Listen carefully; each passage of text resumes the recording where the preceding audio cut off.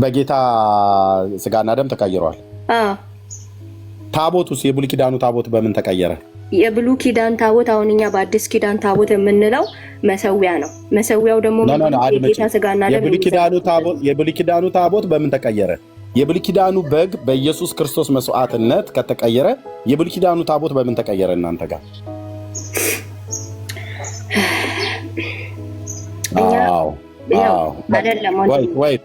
ወይት እንደዚህ በረጅም እንድተነፍሽ ነው። የሽ ጌታችን ስጋ ነው፣ መሰዊያ ነው። በአዲስ ኪዳን ታቦት መሰዊያ ነው። መሰዊያው ደግሞ የጌታ ስጋና ደም ነው የሚዘጋጀው። ማን ነው መሰዊያ ነው ብሎ ያለሽ? በመጽሐፍ ቅዱስ ውስጥ አለ አዲስ ኪዳን መሰዊያ። መሰዊያ ማለት ደግሞ እኛ ታቦት ነው የምንለው። ታቦቱ ደግሞ የጌታችን ስጋና ደም የሚዘጋጅበት ነው።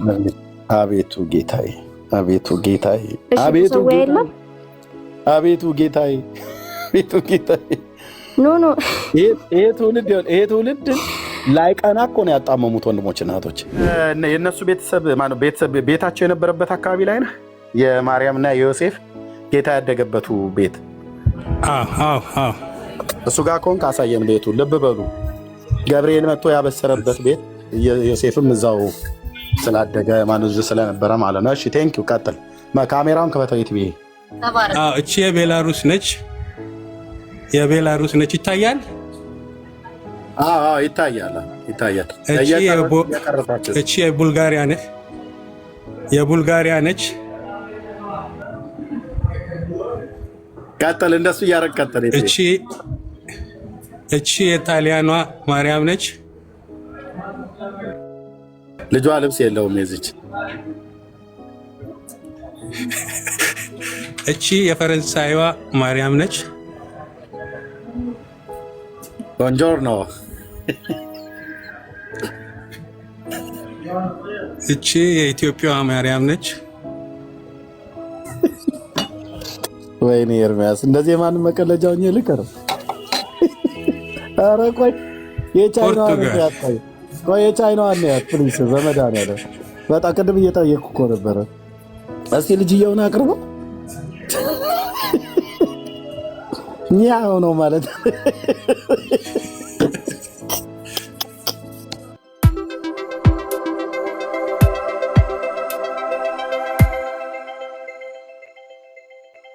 ይሄ ግን ከአንድ ክንድ አይበልጥም እርዝመቱ ማለት ነው።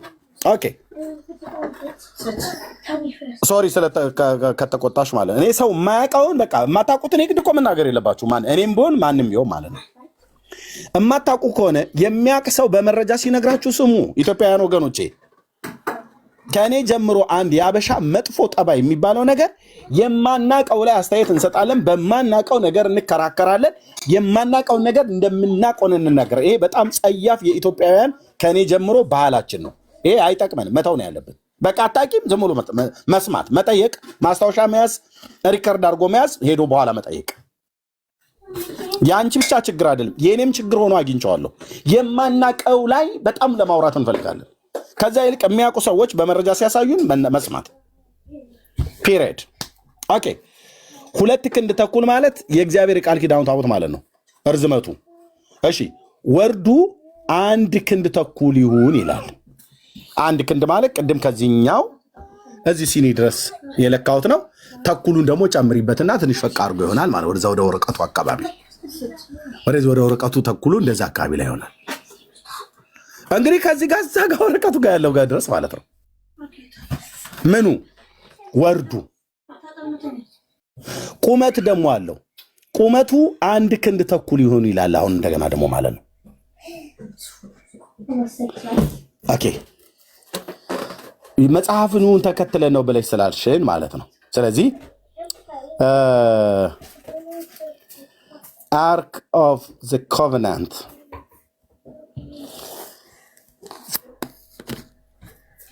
እህትዬ ያ የእግዚአብሔር የቃል ኪዳኑ ታቦት ተብሎ የሚጠራ የነበረው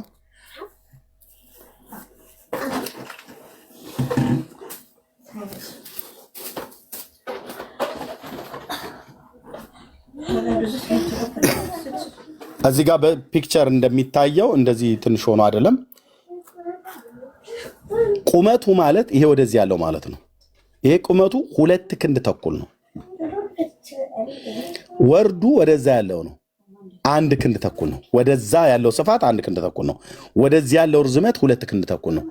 ከታች ከመሬቱ ወደ ላይ ያለው ከዚህ ወደ ላይ ያለው 1 ክንድ ተኩል ነው። ወደ ላይ ማለት ነው። ከመሬት ከፍታው 1 ክንድ ተኩል ነው። እና ምን ይሆናል? ሳጥን ነው የሚሆነው ማለት በቃ ቆንጅዬ። እኔ በእርግጠኝነት ያለመጠራጠር ቀጫጭን የሆኑ በጣም ወፍራም የሆነ ሰው እንደዛ 2 ሰው ላይዝ ይችላል። ቀጫጭን የሆኑ 2 ሰዎችን ሊያስተኛ ይችላል መካከሉ ውስጡ ማለት ነው።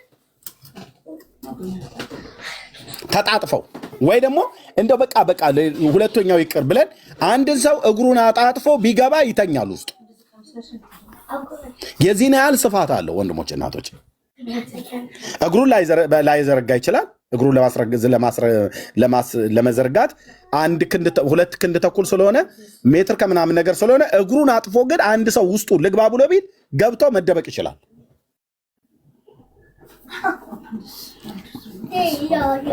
ኦኬ። ስለዚህ መጽሐፉን ነው የምንከተለው ብለሽ ባልሽው መጽሐፉን ተከትለው አባቶችሽ አልሰሩም ማለት ነው እኮ። እሱን እጠይቃለሁ አባቶችን ማለት ነው ምን ያክል ሜትር እንደሆነ እሱን ለመጠየቅ ሞክራለሁ። ግን እኔ ዋናው ሀሳቤ ምንድነው መጽሐፍ ቅዱስ መሰረት በማድረግ መጽሐፍ ቅዱስ ስላዘዘ ታቦትን እኛ እግዚአብሔር ስላዘዘ እኛም ያንን ነገር ሀሳቡን ወስደናል። እግዚአብሔር ያዘዘው እኮ እስራኤላውያን እናንተን አላዘዘም እንዴ? እኛም እኮ የእግዚአብሔር ሕዝቦች እኮ ነን። እግዚአብሔርን ነው አይደላችሁም? እንዴት እንደሆነ አይደለንም ማለት አይደላችሁም። ታቦት ስሩ የተባሉ የእግዚአብሔር ሕዝቦች እናንተ አይደላችሁም እንዴ? እኛም እኮ እግዚአብሔርን ነው አይደል የምንከተለው? ስለዚህ መጽሐፍ ቅዱስን ወይም እግዚአብሔር እስከተከተልን ድረስ እናንተ የእግዚአብሔር ሕዝብ ሆናችሁ ታቦት ስሩ የተባላችሁ የእግዚአብሔር ሕዝቦች አይደላችሁም እኮ አልኩሽ። አይደላችሁም። እኛም ታቦት ስሩ የተባሉ የእግዚአብሔር ሕዝቦች አይደለንም። ታቦት ስሩ የተባሉ የእግዚአብሔር ሕዝቦች አሁን በመካከለኛው ምስራቅ የሚኖሩ በጥንቱ ዘመን የነሱ ዘሮች የሆኑ እስራኤላውያን ብቻ ናቸው ታቦት ስሩ የተባሉ የእግዚአብሔር ሕዝቦች። ከዛ ውጭ እግዚአብሔር ታቦት ስሩ ብሎ ያላቸው ሕዝቦቼ ብሎ የሚጠራቸው በዓለም ዙሪያ ማንም የለም። ኦርቶዶክስ በይ፣ ካቶሊክ፣ ጴንጤ በይ፣ ማንም ሙስሊም በይ፣ ማንንም እኛ የእግዚአብሔር ሕዝቦች አይደለንም? የእሱ ተከታዮች አይደለንም? ተከታዮች አንቺ የእሱን የእግዚአብሔርን ሕግና ስርዓት አንከተልም ማለት ነው? መቼ? ሁሌም እኛ እግዚአብሔርን አምላካችን ብለን እስካመንበት ድረስ የእሱን ሕግና ስርዓትን ትእዛዛቶችን ተቀብለን በሕጉና በትእዛዛቶቹ መንገድ እንጓዛለን። ስለዚህ ከሕጉ አንዱ ላሳይሻ ታዲያ ከሕጉና ትእዛዙን ትከተላላችሁ አይደለ? እሺ ቴንኪው። ከሕጉና ትእዛዙን ይከተላሉ። ከእግዚአብሔር ሕዝቦች ነን ብላለች። እግዚአብሔርም በግብፅ ሀገር ሙሴና አሮንን እንዲህ ብሎ ተናገራቸው። የወሮች መጀመሪያ ይሁናችሁ፣ የዓመቱ መጀመሪያ ይሁናችሁ አለ። እግዚአብሔርን ስለምትከተሉ ይሄ ወር ብሎ ያለው የትኛው ወር ነው? የወሮቹ መጀመሪያ ብሎ ይሁን ያላችሁ የእግዚአብሔር ሕዝቦች ስለሆናችሁ ንገረኝ። ይሄ ወር የትኛው ወር ነው?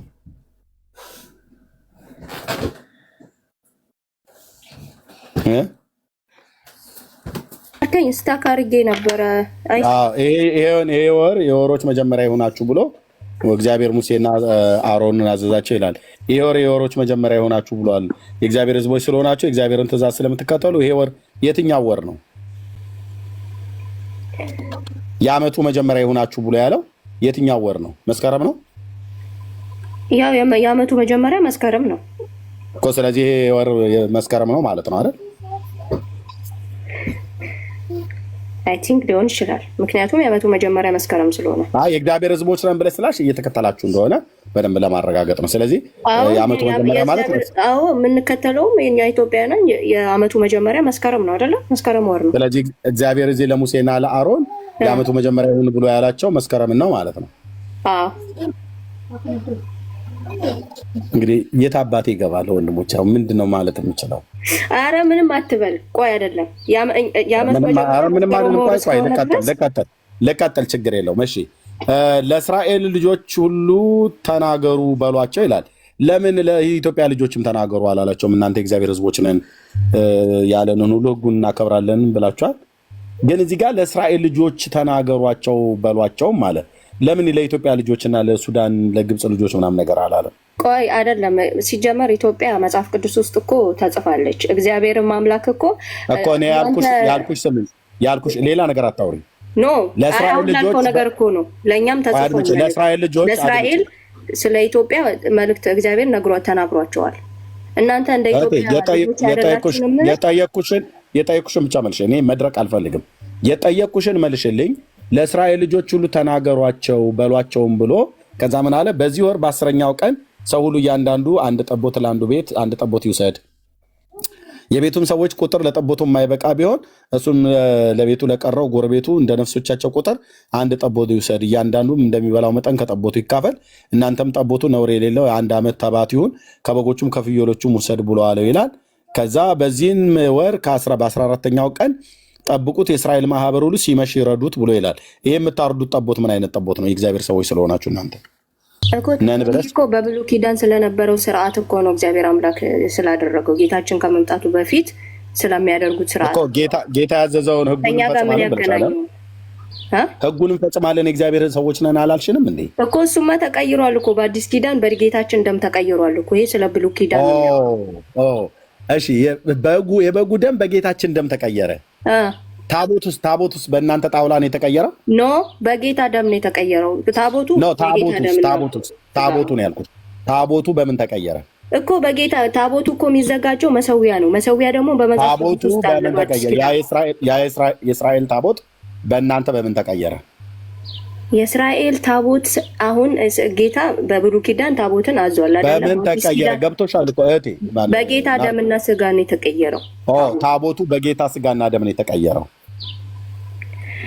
ወይኔ እንዴት እንደምትረዳኝ አላውቅም። ቆይ ታቦቱ በጌታ ደምና ስጋ ነው የተቀየረው አይደል?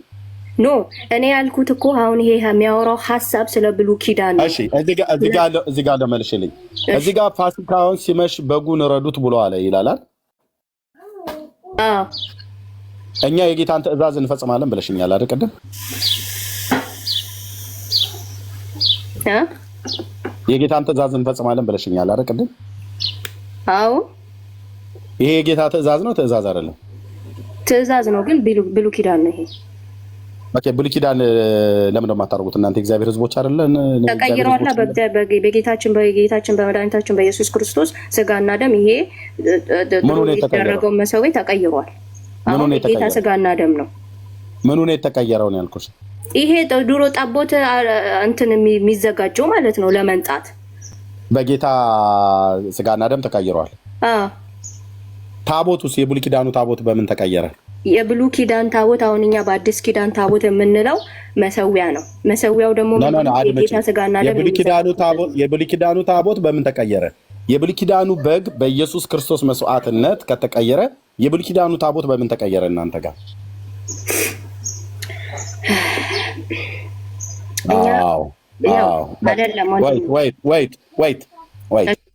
እንደዚህ በረጅም እንድተነፍሽ ነው። የሽ ባዝንልሽም በራራልሽም ረጋ ብዬ ለማውራት እሞክራለሁኝ። አየሾ እንደዚህ መውጫ መግቢያ እስኪጠፋ ድረስ ማለት ነው። ተቀየረ፣ ተቀያይሯል፣ ቀይረዋለች፣ ቀይረነዋል ምናምን ነገር ብሎ ሰዎች የሆነ አንድ ቄስ ወይ አንድ ደብተራ ስላወራሽ ነገሩ እውነት መስሎች ከሆነ በጣም ፈጽሞ ተሳስተሻል። ኦኬ፣ እኛ የእግዚአብሔር ሕዝቦች ነን ብሎ ለማለት እንደው ድፍረቱ እንኳን አለ። በአዲስ ኪዳን በክርስቶስ ስላመንኩ ነው ብለሽ እንኳን ካልሽ ኦኬ፣ ግን የጌታን ትእዛዝ እንፈጽማለን፣ ጌታ ያዘዘን እናደርጋለን ብለሽ ታቦቱን ብሉይ ኪዳን ላይ እነሱ ያደርጉት እንደነበረ እኛም ታቦት በአዲስ ኪዳን እናደርጋለን ብለሽ ስትይ አንደኛ በወርድና በርዝመት በመጠን የማይገናኝ በቁመት የማይገናኝ የብሉይ ኪዳኑ ታቦት 4 ሰዎች እንደሚሸከሙት ታውቂ ነበር እህት አለም? አቤት። ስንት ካህናት ነበሩ የሚሸከሙት የብሉይ ኪዳኑ ታቦት? የብሉይ ኪዳኑ ታቦት አዎ አይ ቲንክ 4 ይመስለኛል። 4 ካህናት። የእናንተን ታቦት ስንት ካህናት ናቸው የሚሸከሙት? 4ም ከዛም በላይ ሊሆን ይችላል እንደ ታቦቱ እንትን መጠን። እሺ የኦርቶዶክስን ታቦት 4 ካህናት የሚሸከሙበትን ቦታ አሳይ። ኖ እንደዛ ሳይሆን እንደ ታቦቱ መጠን እኮ ነው ያልኩክ እንጂ እኮ 4 ካህናት የሚሸከሙትን አሳይ። የኢትዮጵያ ኦርቶዶክስ እኔ ያልኩ አሁን ለምሳሌ ታቦቱ እኮ በውስጡ በአንድ ቤተክርስቲያን ውስጥ ታቦት ሁለትም ሶስትም አንድም ሊኖር የጠየኩሽ ገብቶሻል? አራት ካህናት የሚሸከሙት ልክ እንደ ብሉይ ኪዳኑ ታቦት አራት ካህናት ለምን ተመሳሳይ አልሆነም ነው አንተ ጥያቄ መሰለኝ። አዎ የጌታ ትእዛዝ ነው። የጌታ ትእዛዝ በአራት እግሩ ላይ አራት መሎጊያ አድርግ ብሎታል። አራት ካህናት ናቸው የሚሸከሙት። ስለዚህ እናንተን አራት ካህናት ናቸው የሚሸከሙት ብለሽኛል። አራቱ ካህናት የሚሸከሙትን የኦርቶዶክስን ታቦት አሳዩኝ ነው። ያን እዚህ ጋር እንዳለ አሉ። የቱ ጋር ነው አራት ካህናት የተሸከሙት? ስለምሳሌ የተሻለ አሁን በጣም ብዙ አሉ። አራት ካህናት አንዱን ታቦት አራት ካህናት የተሸከሙት የታለ? አሁን እዚህ ጋር 3 6 9 አሉ። 9 ታቦት ተብሎ የሚባል በ9 ሰዎች ነው የተሸከሙ። እዚህም ጋር አሉ። አሁን ያልሽ 1 2 3 4 5 6 7 ታቦታት የሚባሉ አሉ። 7 ናቸው የተሸከሙት። ያ ግን ታቦቱ አንድ ነው። እነዚህ ግን 7 ናቸው በሰዎቹ ቁጥር ማለት ነው። ኦኬ እንደዚህ እያልን ብንሄድ በጣም ብዙ አለ እንዳለ እዚህ የተደረደሩ ማለት ነው። የታለ አራት ካህናት የሚሸከሙት ታቦት?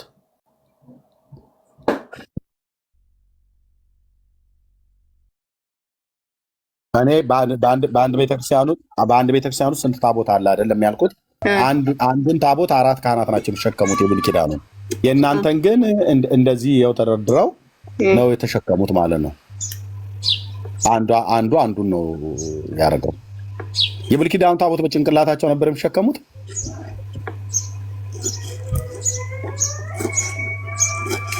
የብሉይ ኪዳን ካህናት የብሉይ ኪዳን ታቦቱን የሚሸከሙት በጭንቅላታቸው ነበር። እሱም በጭንቅላታቸው መሆኑን አለመሆኑን አላውቅም። በትከሻቸው እንደሚሸከሙት ታውቂያለሽ?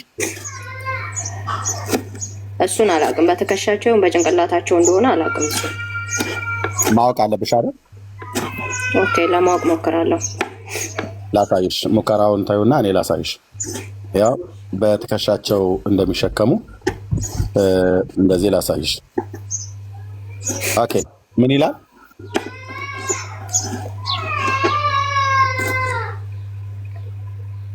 ምን ይላል እህታችን? ኦኬ እሺ።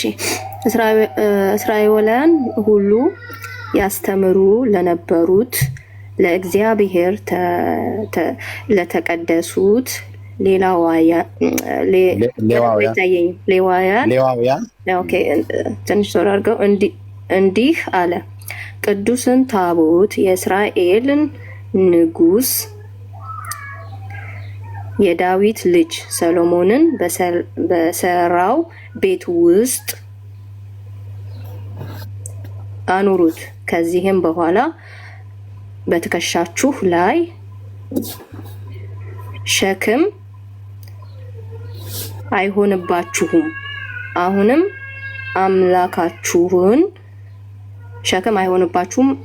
አምላካችሁን እግዚአብሔርንና ሕዝቡን እስራኤልን አገልግሉ። ምናችሁ ላይ ሸክም አይሆንባችሁም ነው ብሎ የሚለው? በትከሻችሁ ላይ አንዴ ሸክም ሸክም ነው የሚለው። ሸክም በምናችሁ ላይ ሸክም አይሆንም ይላል? በትከሻችሁ ላይ ሸክም። ስለዚህ የእግዚአብሔር የቃል ኪዳኑን ታቦት ሌዋውያን ካህናት በትከሻቸው ላይ ነበር ማለት ነው የሚሸከሙት። በትከሻቸው ላይ ሸክም አይሆንባችሁም እኮ ነው የሚለው እዚህ ጋር እኮ። በትከሻችሁ ላይ ሸክም አይሆንባችሁ ማለት በትከሻችሁ ተሸክማችሁት ከቦታ ቦታ ትዘዋውሩ፣ ሰለሞን በሰራው ቤተ መቅደስ ውስጥ አስቀምጡት ነው እያላቸው ያለው። ኦኬ ያ ልክ። ስለዚህ የብሉይ ኪዳኑ ታቦት ካህናቱ ሌዋውያኑ በምናቸው ነበር የሚሸከሙት? በትከሻቸው እንደሚሸከሙ እኮ ኤግዛክትሊ አላስቀመጠም። ምናልባት ትከሻ ብዙ ይሄ ምንድነው ብሎ የሚለው እዚህ ጋማ በትከሻችሁ እኮ ነው የሚለው። በትከሻችሁ እኮ የብሉይ ኪዳን ካህናት ታቦቱ በምን ነበር የሚሸከሙት? ኦኬ በትክክል በትከሻ እንደሚሸከሙ እኮ አላስቀመጠም። በትከሻችሁ በጭንቅላታቸው ነው። ይሄ በጭንቅላታችሁ ነው። እንደዛ ታነቢው ነው። እንደዛ አይደለም። እሺ በምናችሁ ላይ ያተሸከሙት ብሎ ያለው? በትከሻችሁ። እሺ በትከሻቸው ላይ ለምን አላቸው? እየዋሻቸው ነው? ኖ እግዚአብሔር ቃል አይዋሽም። ስለዚህ ሌዋውያን ካህናት ታቦቱን በምን ነበር የሚሸከሙት? ኦኬ በትከሻቸው። አለቀ። የእናንተ ታቦቱ ብለው የሚሉትን በምን ነው የሚሸከሙት? የኛ አባቶች የሚሸከሙ በጭንቅላታቸው ነው። ያ ምክንያት ሊኖረው ይችላል። ይሄን አለ ማለት በቃ ይሄን አለ ማትገናኙት ይሄን አለ ማትገናኙት ከእግዚአብሔር ቃል ጋር ይሄን አለ የተላለፋችሁት።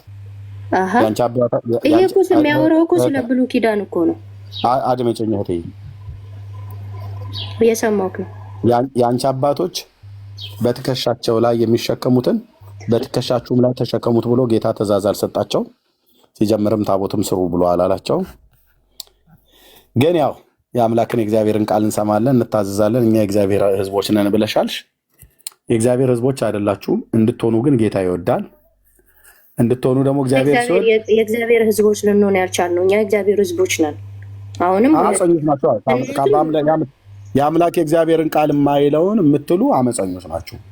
እንዴት መጽሐፍ ነገርኩ እኮ ታቦት እኮ መጽሐፍ ቀደም ከሴንቲሜትሩ ጀምሮ ሲያሳይሽ የብሉይ ኪዳኑ ታቦት ርዝመቱ 1 ክንድ ተኩል ነው፣ ቁመቱ 1 ክንድ ተኩል ነው፣ ወርዱ 1 ክንድ ተኩል ነው።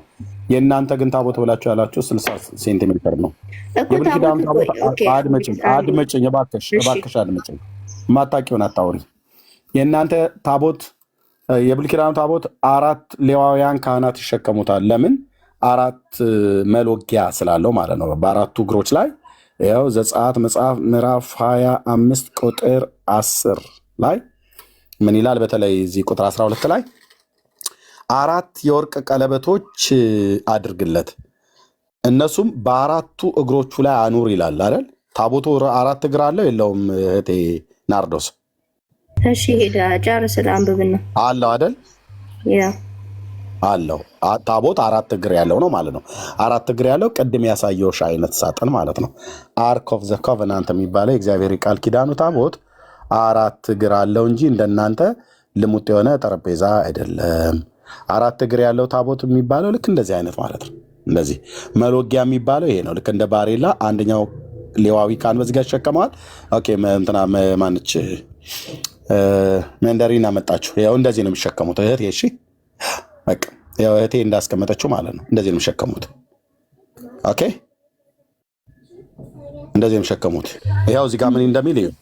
እሺ አንብብ፣ ጽሁፉን አንብብና ጨርሰው። እዚህ ጋር ምን እንደሚል ያሳይሽ። ቆይ እዚህ ጋር ምን እንደሚል ያሳይሽ። እዚህ ጋር ምን ይላል? 4 የወርቅ ቀለበቶች አድርግለት፣ እነርሱ በአራቱ እግሮቹ ላይ አኑር። በአንድ ወገን 2 ቀለበቶች፣ በሌላ ወገን 2 ቀለበቶች ይሆኑ። መሎጊያዎቹም ከግራር እንጨት ስራ በወርቅም ለብጣቸው። ለታቦቱ መሸከሚያ ይታያችሁ። ለታቦቱ መሸከሚያ በታቦቱ ጎን ባሉት ቀለበቶች ውስጥ ይግባ፣ መሎጊያዎቹም በታቦቱ ቀለበቶች ውስጥ ከቶ ያውጡ ብሎ አለው። ለታቦቱ ማለት መሸከሚያ ያው ላሳየሽ። አሁን ስዕሉ ላይ እህቴ መንደሪን የያዘችው ማለት ነው። ያው ታቦቱ 4 እግር አለው። ልብ በሉ። ርዝመቱ 2 ክንድ ተኩል ነው። ርዝመቱ 2 ክንድ ተኩል ነው። ቁመቱ 1 ክንድ ተኩል ነው። ወርዱ 1 ክንድ ተኩል ነው። በውስጥና በውጭ በወርቅ ለብጠው ብሎታል። መሎጊያ አግባ ብሎ ያለው መሎጊያ ማለት ይሄ ካህናቱ ትከሻ ላይ ያለው ማለት ነው።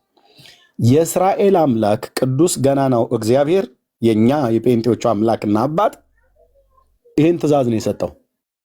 እንደዚህ በፒክቸሩ ላይ እንደምታዩት ነበረ ሌዋውያን ካህናት ይሸከሙት የነበረ።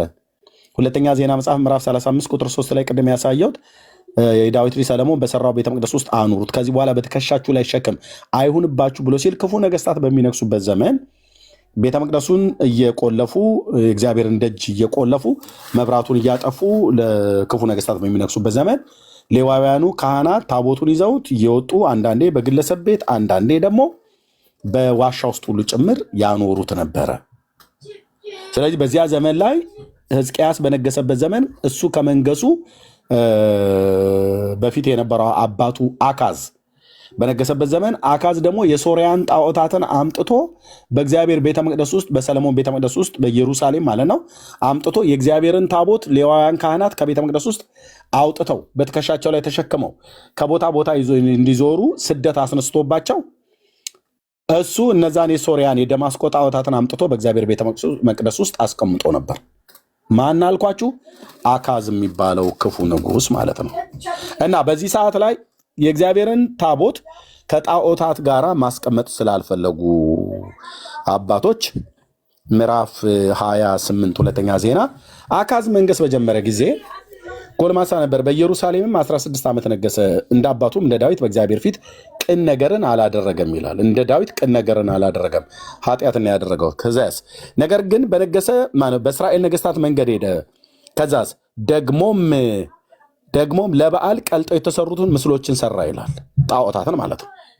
የእስራኤል ነገስታት የተባሉት የነ አካብን የናባጥ ልጅ ኢዮርብዓምን የነ ባኦስ የተባለውን ክፉ የተባሉት የዳዊትን አምላክ እግዚአብሔርን ያስቆጡ እግዚአብሔር ዘራቸውን በጥፋት መጥረጊያ የጠረጋቸውን የነዛን የክፉ ነገስታትን መንገድ ተከተለ። አካዝ የሚባለው ኢሳያስ ነበር በዚህ ዘመን ላይ ነቢዩ ማለት ነው።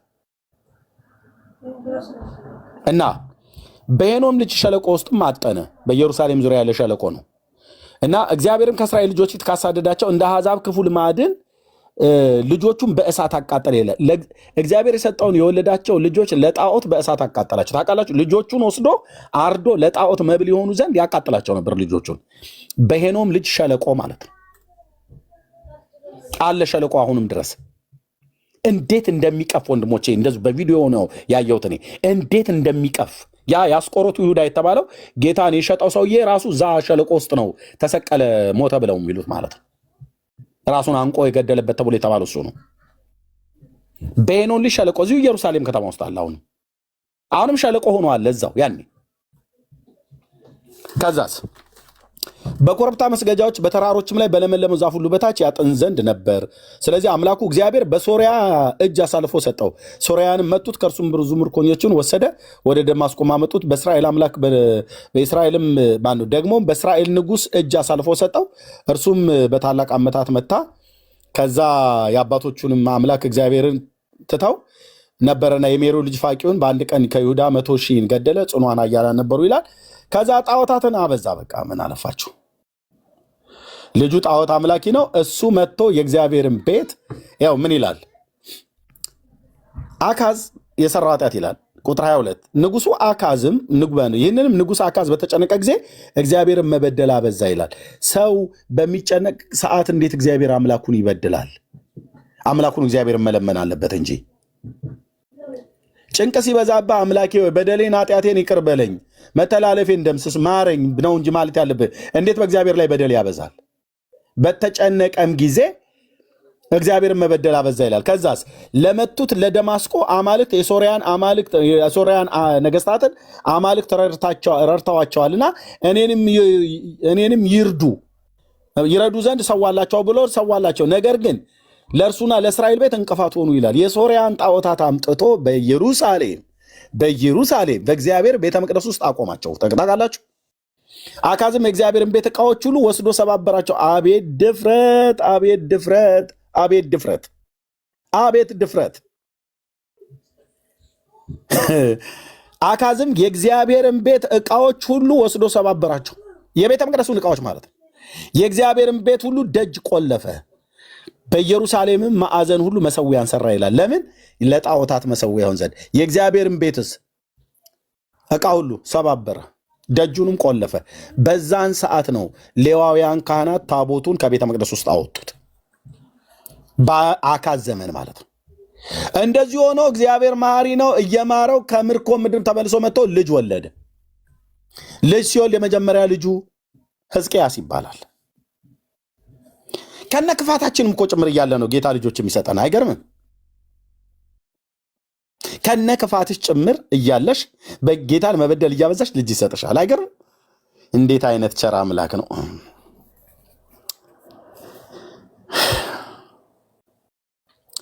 በይሁዳ ከተሞች ሁሉ ለሌሎች አማልክት ያጥን ዘንድ የኮረብታ መስገጃዎችን ሰራ። የአባቶቹንም አምላክ እግዚአብሔርንም አስቆጣ ይላል። በቃ ሌዋውያን ካህናት ከዛ እንደዚህ ሆኖ መሆኑ አይቀር አስቆጣ። የቀረውን ነገር ሁሉ ስራው የፊተኛውን የኋለኛው በይሁዳ ነገስታት መጽሐፍ ተጽፏል ካለ በኋላ አካዝም ከአባቶቹ ጋር አንቀላፋ። መውለድ ብቻ አይደለም፣ ኖረህ መሞት አይቀርም። መሞቱ አይቀርም፣ ሞተ። እግዚአብሔርን በድሎ የእግዚአብሔርን ደጅ ቆልፎ ሞተ። በከተማይቱም በኢየሩሳሌም ቀበሩት። ነገር ግን ወደ እስራኤል ነገስታት መቃብር አላገቡትም። ልጁን ሕዝቅያስን በሱ ፈንታ ነገሱት ይላል። ሕዝቅያስ ደግሞ እሱ በነገሰበት ዘመን የእግዚአብሔርን ቤት ደጆች ከፈተ አይልም? ይታያችሁ አባት ይዘጋል፣ ልጅ ይከፍታል። ይኸውልህ በነገሰም በመጀመሪያው ዓመት በመጀመሪያው ወር የእግዚአብሔርን ቤት ደጆች ከፈተ አደሳቸው። ክፉ አባት መሞት አይቀርም ሞተ እና ግን የወለደው ደግ ልጅ ነው ሕዝቅያስ። የ25 ዓመት ጎልማሳ ነበር። ከዛ እናቱ የዘካርያስ ልጅ አቡ ትባል ነበር። አባቱ ዳዊት እንዳደረገ በእግዚአብሔር ፊት ቅን ነገርን አደረገ ይላል። አባትየው በእግዚአብሔር ፊት ቅን ነገርን አላደረገም። ልጅየው ግን በእግዚአብሔር ፊት ቅን ነገርን አደረገ። እንዴት አይነት ራየህ! አንተ የተረገምክ ከሆንክ ልጅህ የተባረከ ይሆናል፣ ወይ አንተ የተባረክ ከሆን ልጅህ የተረገመ ሊሆን ይችላል። ለልጆቻችን በጣም በብርቱ ነው መጸለይ ያለብን ወንድሞችና እህቶች፣ በጣም በብርቱ እኔም ጭምር ነው የምልህ። በጣም በብርቱ ነው መጸለይ ያለብን። ሳሙኤል ነቢዩ እግዚአብሔርን በዘመኑ ደስ ያሰኘ ነቢይ ነበር። ልጆቹ ግን ደግሞ እግዚአብሔርን የበደሉ ነበሩ። 2 ወንዶች ልጆች ነበሩ። ሁለቱም ሞልፋጦች አይነት ነገር ነው የሆኑት። የነቢዩ የሳሙኤል ልጆች ማለት ነው። አድነኝ እግዚአብሔር ነው የሚባለው። እና ልክ እንደዚህ እግዚአብሔርን ቤት ደጅ ሲቆለፍ ታቦቱን አውጥተው በትከሻቸው ላይ ተሸክመው ይሄዱ ነበር። ለዚህ ነው ሕዝቅያስ ደግሞ ምናሴን ወለደ። ምናሴ ደግሞ አሞፅን ወለደ። አሞፅ ኢዮስያስን ወለደ። ቅድም ያነበብኩት ሁለተኛ ዜና መጽሐፍ ምዕራፍ 35 ቁጥር 3 ላይ ኢዮስያስ የሚባለው ልጅ ቅድማያቱ ሕዝቅያስ ይባላል። ቅድማያቱ አካዝ ይባላል። አባቱ ምናሴ ይባላል። ማነው? አያቱ ምናሴ ይባላል። አባቱ አሞፅ ነው። በጽሁፍ እንደዚህ ላስቀምጧ። ቤተሰቡን የዳዊት ቤተሰብ ኢዮስያስ አባቱ አሞፅ ነው። አያቱ ምናሴ ነው። ቅድመ አያቱ ሕዝቅያስ ነው። ቅድመ አያቱ ሕዝቅያስ ነው። ቅድመ አያቱ ነው የሚባለው አካዝ ነው። በባህሪያቸው አስቀምጣቸው። ደግ ደግ፣ ክፉ ክፉ። ይሄ እኔ ባገኘው ራሱ በጥፊ ነበር በእውነት። ይሄም ክፉ።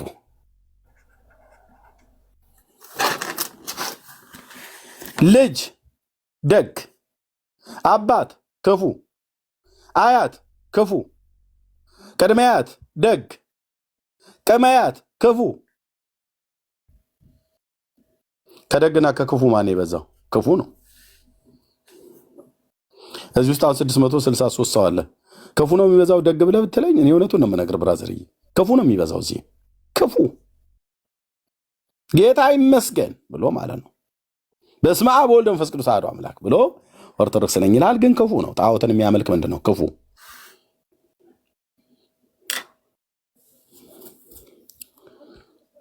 እህታችን ምን አለች? የእኛ አባቶች እንደመሰላቸው ነው የሚሰሩት አለች። የአንቺ አባቶች እንደመሰላቸው እንዲሰሩ ማን ያዘዛቸው? እንደ ምናሴ ክፉ ስለሆኑ ነው።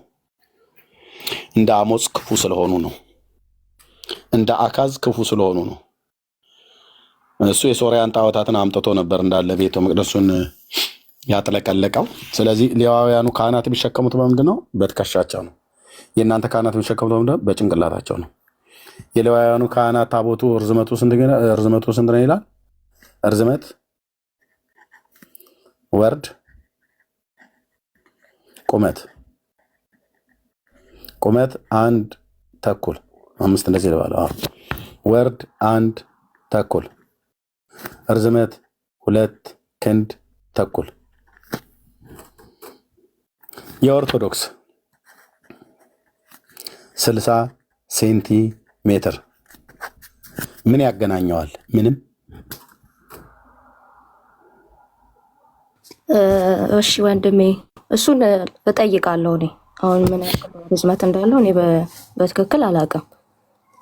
ማውቀው እኔ ታቦትን ለምን እንደምንገለገልበት ለምን እንደሚውል ብቻ ነው እንጂ ወርዱ ምናምን ይሄን አላውቅም። በእድሜን ጠይቄ ማላቅ እንትን እላለሁ። ግን ጠይቃለሁ። ለምን እንደምትጠቀሙበት?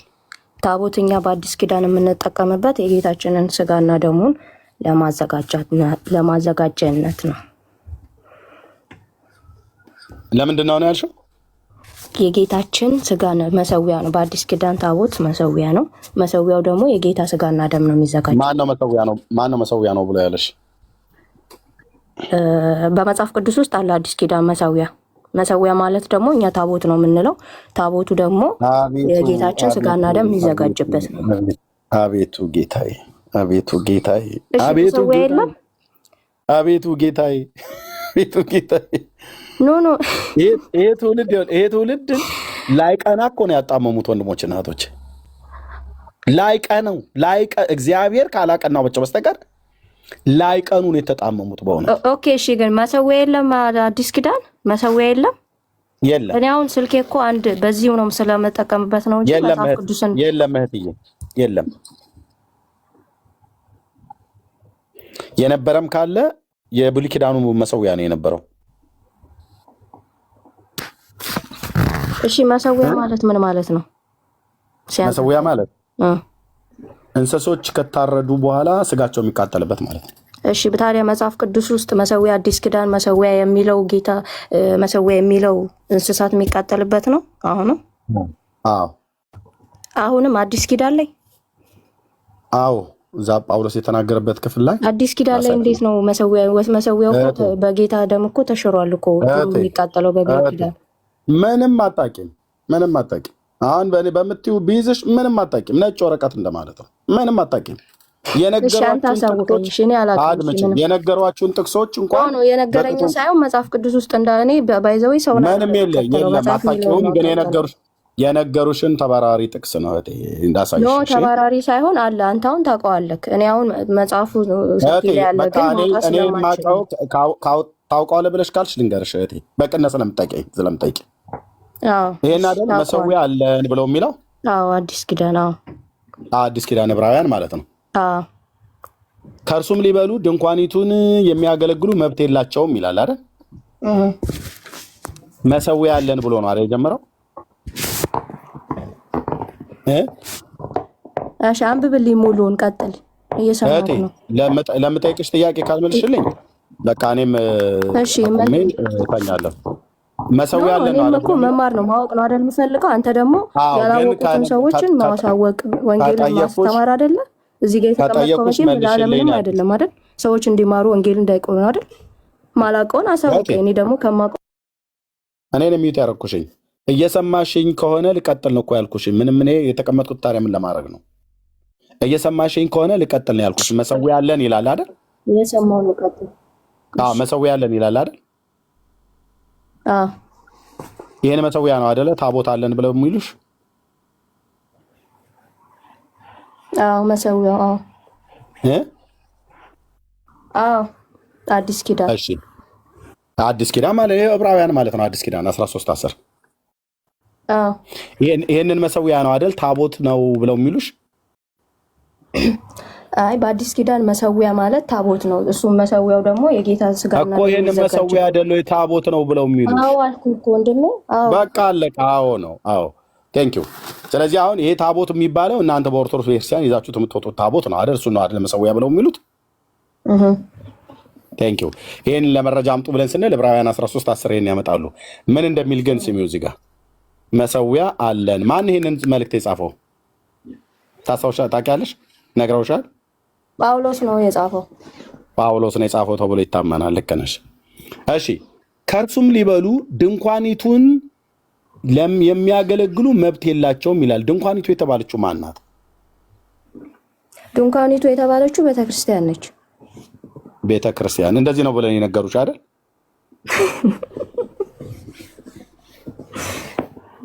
እሺ ቀጥል።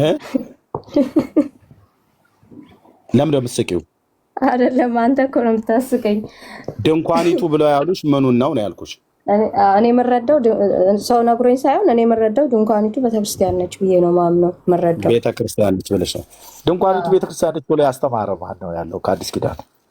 እኔ ነገርኩህ እኮ እኔ መጽሐፉን ሳነበው የምረዳው እንደዛ ነው እንጂ ሰውን አይደለም እኔ እንትን የምለው። ስለዚህ ካህናቱን ጠይቀሽ ሳይሆን አንቺ በራስሽ ነው ተርጉመሽ የምትረጂው። ካህናቱን ጠይቄ ሳይሆን መጽሐፍ ቅዱሱ ምን ሊል ይችላል የሚለውን ነገር ነው። እኔ ሀሳቡን ነው አሁን እንደዛ ያልኩህ። ድንኳን። ስለዚህ መሰዊያ አለን ብሎ የሚለውንም አንቺ ነሽ የተረዳሽው ታቦት ብለሽ ማለት ነው። መሰዊያ ያለውን እኔ አይደለሁም የተረዳሁት። ከቤተክርስቲያን ወንጌል ስማር የምንረዳው ነገር አለ፣ መጽሐፍን ሳነብ ደግሞ የምንረዳው ነገር አለ። ስለዚህ ይሄኛውን ከካህናቱ ተረዳሽ ታቦት ብሎ፣ ይሄኛውን ድንኳኒቱ ማለት ግን ቤተክርስቲያን ብሎ የሚል አንቺ ተረዳሽው በራስሽ። እሺ ቀጥል። አይ ኖ ንገርኛ። መሰዊያ አለን ብሎ የሚለውን ታቦት ብለው ካህናቱ አስረዱሽ፣ መምህራኑ አስረዱሽ። ድንኳን ብሎ የሚለውን ቤተክርስቲያን ብሎ የሚለው አንቺ ተረዳሽው በካህናቱ ሳያስተምሩሽ። እንዲህ አይነት ነገር ነው የገጠመን የታያቸው ወገኖች። ለዚህ ህዝብ ነው ወንጌል አትስበኩ ተብሎ የሚባለው ማለት ነው። እሺ ግን ቃሉ የሚለውን ስሚ ናርዲ። እሺ መሰዊያ አለን ብሎ ያለው ቅዱስ ጳውሎስ እናንተ ካህናቱ ታቦት ብለው የሚሉትን አይደለም፣ ፈጽሞ አይደለም። እሺ ያን ያልሆነበትን አሳየኝ። እሺ አሁን ዝም ብለሽ ሰሚ ከሆንሽ ሪከርድ እያደረግሽ ስሚ፣ በሌላ ቀን እንድትሰሚው ማለት ነው። ሰሚ ከሆንሽ ማለት ነው። ጥሩ ሰሚ ከሆንሽ ያ በቃ። ስለዚህ ይሄንን መሰዊያ አለን ብሎ ሲል ቅዱስ ጳውሎስ የኦርቶዶክስን ታቦት እያሰበ አይደለም መሰዊያ ብሎ ያለው። የኦርቶዶክስ ታቦት የተባለው ሲጀምር ታቦት አይደለም። የታቦትም ስም ጥያቄ ልጠይቅህ እዚህ ጋር ወንድሜ ካልጨርስ። እሺ ጨርስና እጠይቅሃለሁ። እሺ ሶሪ ሚዩት ላድርግሽ። ስለዚህ ችግር የለውም። መሰዊያ ብሎ የሚለው የኦርቶዶክስ ታቦት ተብሎ የሚባለውም አይደለም። ሲጀምርም አያውቁትም። የአዲስ ኪዳን ጸሐፊ የሆነው ቅዱስ ጳውሎስ የኦርቶዶክስን አይደለም ኦርቶዶክስ የሚባል ታቦት ይኑራት ኦርቶዶክስ የምትባል ቤተክርስቲያን ራሱ ቅዱስ ጳውሎስ አያውቅም። ኦኬ አያውቅም። ስለዚህ መሰዊያ አለን ብሎ ሲል የቅዱስ ጳውሎስ ጸሐፊ ለዕብራውያን አማኞች ነው የጻፈው።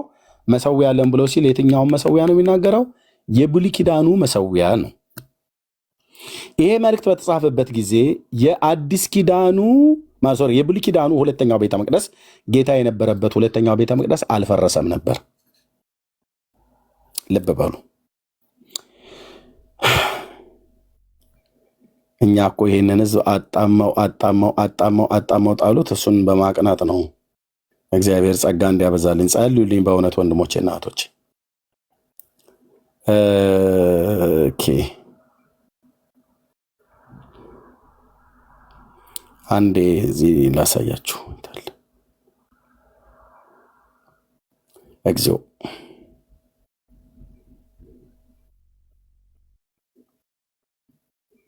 ኦኬ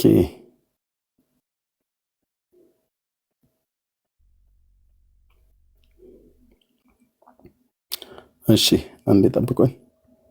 ኦኬ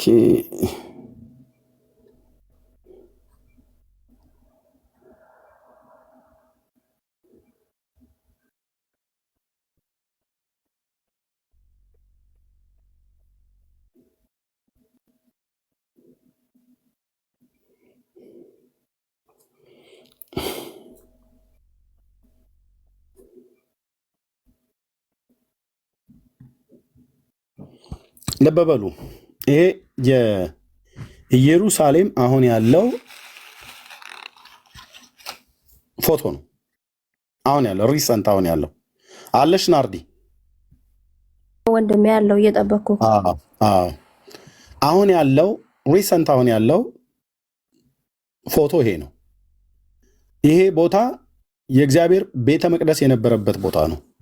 ሁለቱም ቤተ መቅደስ የነበረበት ማለት ነው። የሰለሞንን ቤተ መቅደስ እዚህ ቦታ ላይ ነበር የነበረው። ባቢሎናውያን አፈረሱት። ኦኬ የዛሬ 2600 ዓመት ላይ እዚህ ቦታ ላይ አፈረሱት። የእግዚአብሔር ቤተ መቅደስ እዚህ ቦታ ላይ ነበር። ከዚህ ቦታ ላይ የዛሬ 2600 ዓመት ላይ ፈረሰ የእግዚአብሔር ቤት፣ የሰለሞን ቤተ መቅደስ። ከዛ በኋላ እንደገና ደግሞ ተመልሶ በሁለተኛው እንደገና ደግሞ ተሰራ ማለት ነው። በዘሩባቤል እዚሁ ቤተ መቅደስ ጋር እንደገና መልሶ ተሰራ። በነ እዝራ በነ ዘካርያስ ዘመን ትንቢት እየተናገሩ ከባቢሎን ከተመለሱ በኋላ እዚሁ ቦታ ላይ ተሰራ። ያኔ ሲሰራ እቺ ጎጆ የምትመስል ነገር እዚህ ጋር ትታያቸዋለች ወገኖች፣ ትታያቸዋለች። እዚህ ጎጆ የምትመስለዋ ነገር ትታያቸዋለች። የሰለሞን ቤተ መቅደስ አቀማመጡ እንደዚህ ሾጠጥ ያለ ነበረ። ላሳየችው፣ ቆይ ቴምፕል ኦፍ ሶሎሞን የሰለሞን ቤተ መቅደስ አቀማመጡ እንደዚህ ነው። ሶሪ የት አለ?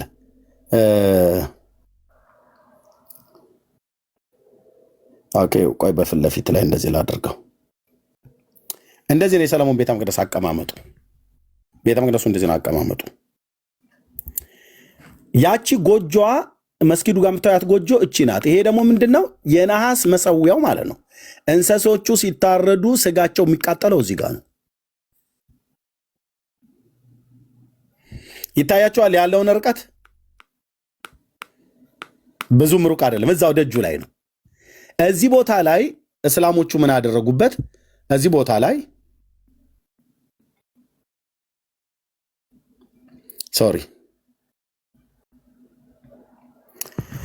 ያቺ መሰዊያ ያለችበት ቦታ ላይ አሁን እንደዚህ አድርገው ጎጆ አድርገው እነሱ ሰሩበት ማለት ነው። የነሱ መስጊዱ እንደዚህ ሰርክል ነው የሰሩት። ቦታው ይሄው ነው። መስጊዱን ሰርክል አድርገው ሰሩት። የሰለሞን ቤተ መቅደስ ደግሞ እንደዚህ ሾጠጥ ያለ ነው። አሰራሩ እንደዚህ ሰርክል አይደለም። እናስ ያ መሰዊያው የነበረበትን ቦታ እዚህ ላይ ሰሩት። ዕብራውያን መልእክትን ቅዱስ ጳውሎስ በጻፈበት ጊዜ ይህ እዚህ ጋር የነበረው ቤተ መቅደስ ሁለተኛው ቤተ መቅደስ ገና አልፈረሰም ነበር። ልብ በሉ። ኤዲት ሳይደረግ ቀጥታ ማንም ሰው በዚህ ጉዳይ ላይ አወራለሁ ብሎ ካለ ይምጣ። ከየትኛውም ስኮላር ነኝ ብሎ የሚል ሰው ካለ ይምጣ። ታሪክ አውቃለሁ ብሎ የሚል ሰው ካለ ይምጣ። ተሳስተሃል ኤርሚያስ አንተ ቀጣፊ ብሎ ሊያወራ የሚችል ሰው አቅም ያለው ብሉይ ኪዳን ላይ አወራለሁ ብሎ የሚል ሰው ካለ ይምጣ። እንደ መስከረም ውሻ አረፋ ደፍቆ ይሄዳል። ህዝቡን እንዲያርገው አጣመው ማለት ነው። ስለዚህ ቅዱስ ጳውሎስ ይህንን የዕብራውያን መልእክት በጻፈበት ጊዜ የቅዱስ ጳውሎስ መልእክታት ሲጻፉ ቤተ መቅደሱና መሰዊያው እዚህ ጋር ያለው ገና አልፈረሰም። ቤተ መቅደሱ መቼ ነው የፈረሰው? በ70 ዓመተ ምህረት ነው። የጳውሎስ መልእክታት ደግሞ ዕብራውያንን ጨምሮ ከ50 እስከ 65 ዓመተ ምህረት ተጽፎ አለቀ ብለው የመጽሐፍ ቅዱስ የካቶሊክም የኦርቶዶክስም የእኛም የወንጌላውያን አማኞች በሙሉ እናምናለን። ስለዚህ ቅዱስ ጳውሎስ ቤተ መቅደሱ ከመፍረሱ ከ5 ዓመት በፊት ወይ ከ10 ዓመት በፊት መልእክቱን ጽፎ ጨርሷል ማለት ነው። ስለዚህ መሰዊያ አለን ብሎ ሲል የትኛው መሰዊያ ነው? እዚህ መስጊዱ ያለበት ጋር ያኔ መቅደስ ነበረ። እዚሁ ጋር ቤተ መቅደሱ ነበረ። እቺ ጎጆ ያለችበት ጋር መሰዊያ አለ። ይሄን መሰዊያ ነው እያለ ያለው። እዚህ ጋር የነበረው መሰዊያ ቦታው ይሄ ነው። ወንድሞቼ እናቶቼ፣ ውስጤ እንዴት እንደሚንቀጠቀጥ ልነግርህ አልችልም። ይሄን ቦታ ሳየው የመለኮት እሳት የወረደበት ቦታ ማለት ነው። ይሄ ቦታው ይሄ ነው። መሰዊያ የነበረበትን ቦታ እነሱ እንደዚህ እንደ ጎጆ አድርገው ምን እንደሚጠቀሙበት አላውቅም። አሁን ቅዱስ ጳውሎስ መሰዊያ አለን ብሎ ሲል እዚህ ጋር መሰዊያ ነበር። ድንኳን ይቱን ብሎ ያለው ድንኳን ቤተ መቅደስ ድንኳን ተብሎ ተጠርቷል። በሁለቱም በተለዋዋጭ ስም ማለት ነው። ቤተ መቅደስ የተባለው የእግዚአብሔር ማደሪያ ማለት ነው። ድንኳንም የተባለው የእግዚአብሔር ማደሪያ ማለት ነው። ስለዚህ ቅዱስ ጳውሎስ ምንድን ነው ያለ ያለው? ወንድሞች እናቶች፣ መሰዊያ አለን አለ። የት? በኢየሩሳሌም ነው። ጸሐፊው ጳውሎስ ምንድን ነው? ዕብራዊ ነው፣ እስራኤላዊ ነው። የተጻፈላቸው ወገኖች ምኖች ናቸው?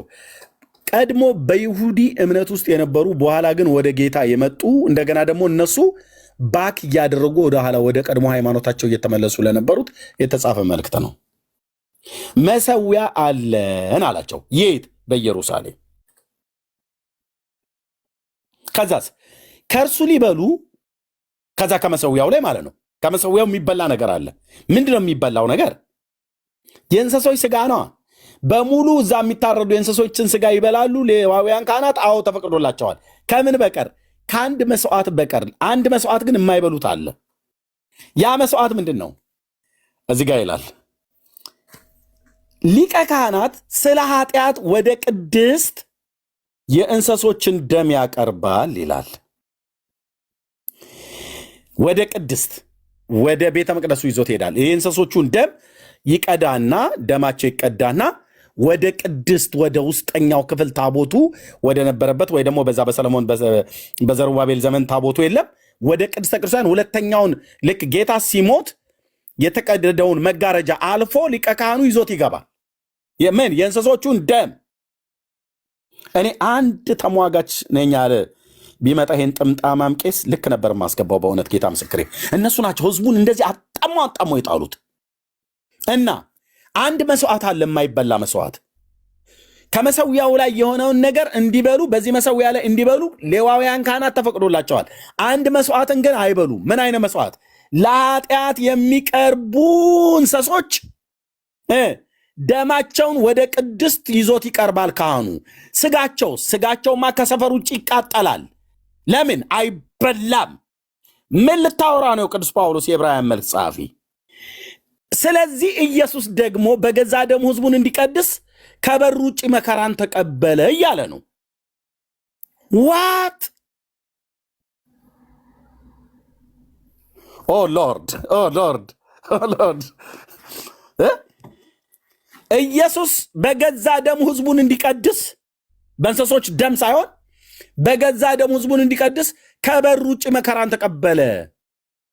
የእንስሶቹ ስጋ ከዚህ በመሰዊያው ላይ ይቃጠልና ከሰፈር ውጭ ነው የሚቃጠሉት። ሶሪ እንስሶቹ ለዚህ ለኃጢአት መስዋዕት የሚቀርቡት ከሰፈር ውጭ አውጥተው ነው የሚያቃጥሏቸው። ታውቃላችሁ? ከኢየሩሳሌም ከተማ ውጭ አውጥተው ነው የሚያቃጥሏቸው። ለኃጢአት ነው የቀረቡት፣ አይበሉም። ከነሱ እንዲበሉ ሌዋውያኑ አልተፈቀደላቸውም። ለዚህ ነው ሲናገር ድንኳኒቱን የሚያገለግሉ ከእርሱ ሊበሉ ከነዛ ከሚታረዱት እንስሶች ሊበሉ ለኃጢአት ከሚሰዋው እንስሳ እሱን ሊበሉ መብት የላቸውም አለ። ፋክት።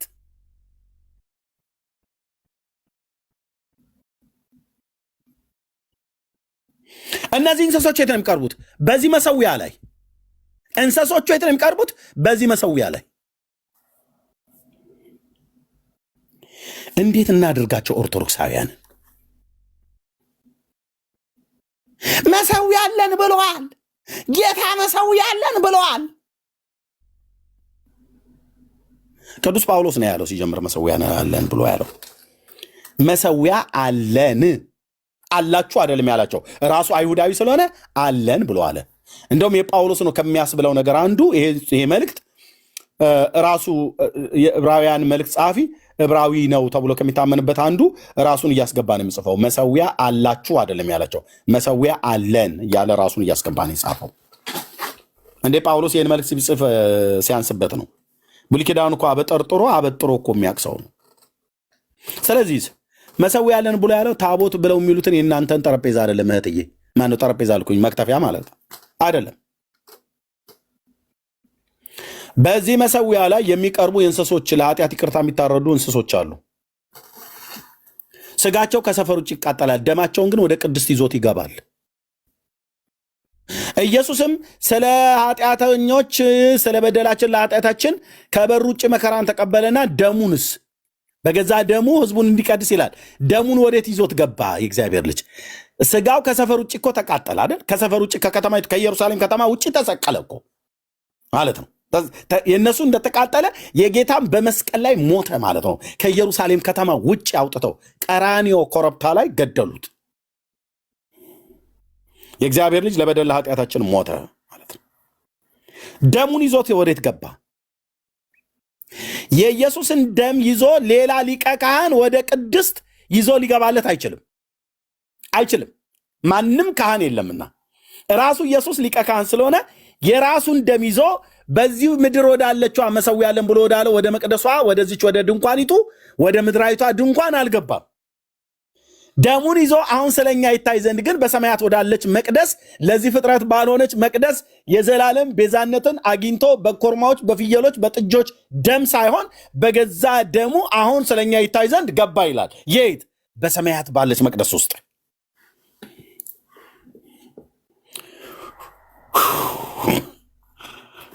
ብሉይ ኪዳን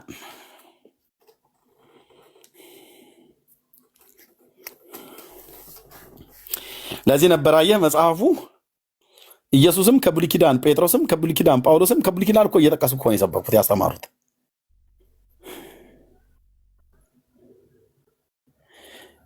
የሰማይ አምላክ ቅዱስ እግዚአብሔር አይኖችን ከከፈተው ብሉይ ኪዳን ላይ ታብዳለህ አልኩ። በቃ በፍቅር ነደር የቃል ፍቺ ያበራል ብሎ እንዳለ ማለት ቦግ ብሎ ከበራልህ አቤቱ ጌታዬ፣ አቤቱ ጌታዬ፣ አቤቱ ጌታዬ። ስለዚህ የእናንተን እህትዬ ቄሶች ሲደብራቸው አውጥተው የሚሸጡትን እንዴ ለአረብ ሁሉ እኮ እየቸበቸቡ ማለት እኮ ነው። እነ ብፁዕ አቡነ እንድርያስ ለእስላም የሚያስደግሙበት ታቦት እሱ የጌታ ስጋ መፈተቻ ነው ትያለሽ እንዴ? አንቺ አታውቂም። እህት ያለ የአንቺ አይነት ምስኪኖችን የዋሆችን እንደዚህ እያጣመሙ ሲጥሉ በጣም አዝናለሁን። ኦኬ፣ በጣም አዝናለሁ። ስለዚህ ጌታ እያለ ያለው ማን ነው? ቅዱስ ጳውሎስ እያለ ያለው መሰዊያ ያለን ብሎ ያለው እህቴ የእናንተን ታቦት የምትሉትን አይደለም፣ በፍጹም አይደለም። መሰዊያ ያለን ብሎ ያለው እዚሁ ብሉይ ኪዳን ላይ የነበረ አሁን ቦታው ላይ የሌለ እዚህ ቦታ ላይ መቅደሱ ነበር። ቤተ መቅደሱ እዚህ ጋር ነበረ፣ እዚች ጋር መሰዊያው ነበረች።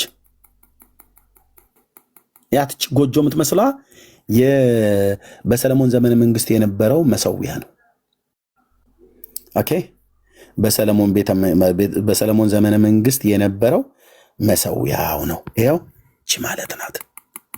የሰለሞን ቤተ መቅደስ እንደዚህ ነበር የተሰራው። ይሄ ነው ዲዛይኑ የሰለሞን ቤተ መቅደስ የድሮ። ሁለተኛውን ቤተ መቅደስ ሲሰራ እንደዚህ ነበር አቀማመጡ። አንድ በር ነው ያለው። አንድ ጎልደን በር እዚህ ጋር አለ። በዚህ ጋር ስትገባ በግራ በኩል መቅረዝ አለ። እዚህ ጋር በቀኝ በኩል የህብስት ገበታ አለ። ፊት ለፊት ላይ ከሁለተኛው መጋረጃ እዚህ አካባቢ ላይ የዕጣን መሰዊያው አለ። እዚህ ጋር መጋረጃ አለ። ከዚህ ስታልፍ ታቦቱ እዚህ ጋር አለ። አለቀ። ሌላ የሴቶች በር የወንዶች በር እዚህ አለ የለም።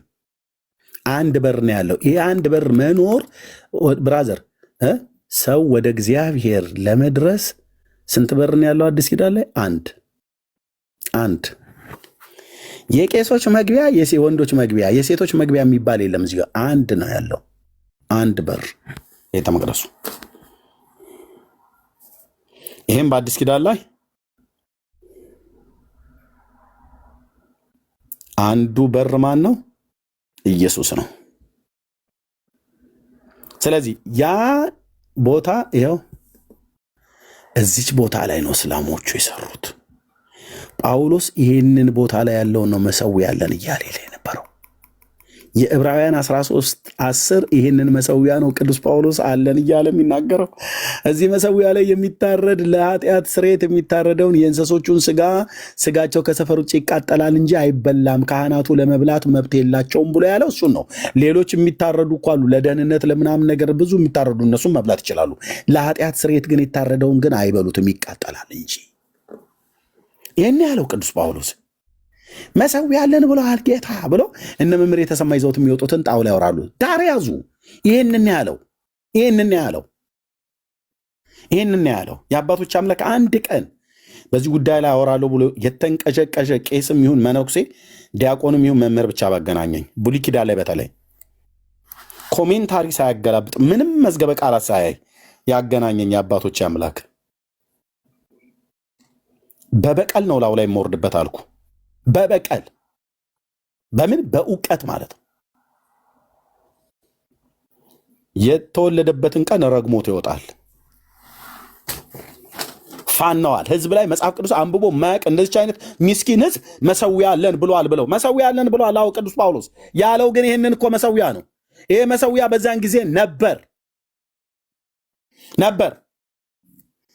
ይሄ መሰዊያ ሲፈርስ ነው ይሄ መሰዊያ ሲፈርስ ነው እስላሞቹ መስጊድ የሰሩበት ወንድሜ። ኦኬ፣ ይሄ መሰዊያ በፈረሰ ሳለ እስላሞቹ መስጊድ ሰሩበት ማለት ነው። ያ መሰዊያ ሲፈርስ ይኸው መስጊድ ሰሩበት፣ ቦታው ላይ ቤተ መቅደሱ ላይ መስጊድ ሰሩበት። እዛ መሰዊያ ላይ እችን ጎጆ ሰሯት ይል አሁን ያለው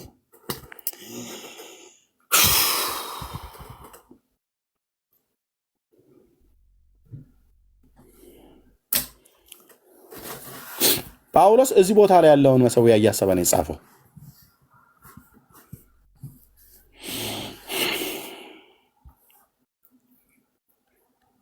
ኦርቶዶክስ መጣና የእኛን ጣውላ እያሰበ ነው የጻፈው ትላለች። አታፍሩም ወንድሞቼ ናቶች?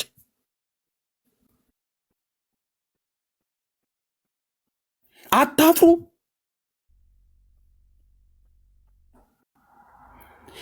ምን ያህል መምህራኖቻችሁ እንደሚያስቷችሁ ወንድሞቼ ናቶቼ።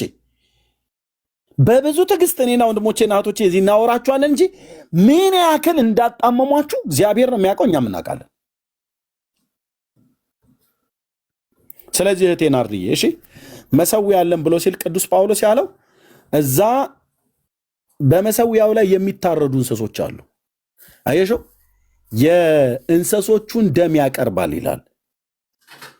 ሊቀ ካህናት ስለ ኃጢአት ወደ ቅድስት የእንስሶቹን ደም ያቀርባል ማለት ወደ ቤተ መቅደሱ ወደ ውስጠኛው ይዞት ይገባል ደሙን። ያኔ ቤተ መቅደሱ ስለነበረ ስጋቸውን ግን ከሰፈር ውጭ ይቃጠላል። ስጋቸው ከሰፈር ውጭ ስለሚቃጠል ይሄንን መሰዊያው ላይ ያሉ ከመሰዊያው ድንኳኒቱን የሚያገለግሉ ከእርሱ ሊበሉ መብት የላቸውም። ለምን? ከየቱ ሊበሉ? ከእንስሶቹ ስጋ ሊበሉ መብት የላቸውም። ለምን? መብታቸውን ጌታ ከልክሏቸዋል። ለምን? ያ ለኃጢአት መስዋዕት የሚታረዱትን እንስሶች አቃጥሉ እንጂ ብሉ አላላቸውም። ሌሎቹን ግን ብሉ ብሏቸዋል። እነዚህን ግን እንዲበሉ አልተፈቀደላቸውም። ለዚህ ነው ለሚያገለግሉ ለመብላት መብት የላቸውም ያለው። ከእርሱ ሊበሉ ከየትኛው? ለኃጢአት ስርየት ስለሚታረዱ እንስሶች ስጋቸው ከሰፈር ውጭ ይቃጠላል እንጂ እነሱ እየቆራረጡ እንዲበሉ አላዘዛቸውም። ጌታ መብት አልሰጣቸውም። ስለዚህ መብት የላቸውም ማለት ነው። ለምን? ስጋቸው ከሰፈር ውጭ ይቃጠላል፣ ደማቸው ወደ እግዚአብሔር ይገባል። ስጋቸው ከሰፈር ውጭ ይቃጠላል። ልክ እንደዚሁ ኢየሱስ ደግሞ በገዛ ደሙ ሕዝቡን እንዲቀድስ የኔ አባት ከበር ውጭ መከራን ተቀበለ ይላል። ስለዚህ እንግዲህ ነቀፌታውን እየተሸከምን ይላቸዋል ዕብራውያን አማኞች። ስለሱ የምትነቀፉለትን ነቀፌታውን፣ ስድቡን፣ ስደቱን፣ ትችቱን እየተሸከምን ወደ እርሱ ከሰፈር ውጭ እንውጣ። ለኃጢአት መስዋዕት የሚቀርቡት የእንስሶች ስጋ ከሰፈር ውጭ እንደተቃጠለ ኢየሱስንም አውጥተው ቀራንዮ መስቀል ላይ ከከተማ ውጭ እንዲህ ነው የገደሉት። ስለዚህ ኢየሱስን የተከተልከው አንተ ኤርምያስ፣ አንቺ መሰረት፣ አንተ ቤካ፣ ሌሎችም በሙሉ እናስ ነቀፌታውን እየተሸከምክ ስለ ጌታ ስትል እየተነቀፍ ሂድ መናፍቅ ምን ይመስላል ስታስጠላ በለው ይሉሻል። ትነቀፋለህ ስለ ኢየሱስ ሲያስጠላ ይሁት ጅፊት ይሉሃል። እንዴት ጅፊት ይሉኛል ብለህ መስታወት ላይ ሄደህ ተለግደህ ፊቴና ላይ ስለ ኢየሱስ እንደዚያ ይሉሃል። እናስ ነቀፌታውን እየተሸከምህ ወደ እርሱ ከሰፈር ውጭ እንውጣ እያለ ነው። ለምን? በዚህ የምትኖር ከተማ የለችንምና ነገር ግን ትመጣ ዘንድ ያላትን እንፈልጋለን ይላል። ሃሌሉያ ሃሌሉያ ማለት ትሰደዳለህ እያለ ነው። መናፍቅ ቤንጤ ይላል ባልታጠበ አፉ ባልተቦረሸ አፉ። ታዲያ በዛ ሰዓት ምን ታደርጋለህ? ምንም። ስለ ኢየሱስ ነቀፌታውን እየተሸከምን መውጣት ነው። ልክ ነው የምነግርህ። እኔም እስከ ዶቃ ማሰሪያ ድረስ ብለን አንልም። ስለ ኢየሱስ ነው የተነቀፍነው። እሱ ከበር ውጭ መከራን ተቀበል አይደል? አንተም ተቀበል እያለ ነው። ኤርምያስም አንተም ተቀበል። ሃሌሉያ ሃሌሉያ። ይሄን ሊያወራ ነው ብራዘርዬ። የዕብራውያን አማኞች ስለ ኢየሱስ ክርስቶስ ተሰደቡ፣ ተነቀፉ። በጌታ ነበሩ፣ አምነው ነበር፣ ጌታን ተከትለው ነበር። ኢየሱስ መሺያ ነው ብለው የሽዋሁ አዳውን ብለው ተከትለውት ነበር። በኋላ ላይ ግን ሲጠዘጥዟቸው በስድብ በመከራ ሲያንገላቷቸው የሀብታቸውን ቅሚያ ሀብታቸውን ሁሉ የዘረፉባቸው ወንድሞች ናቶች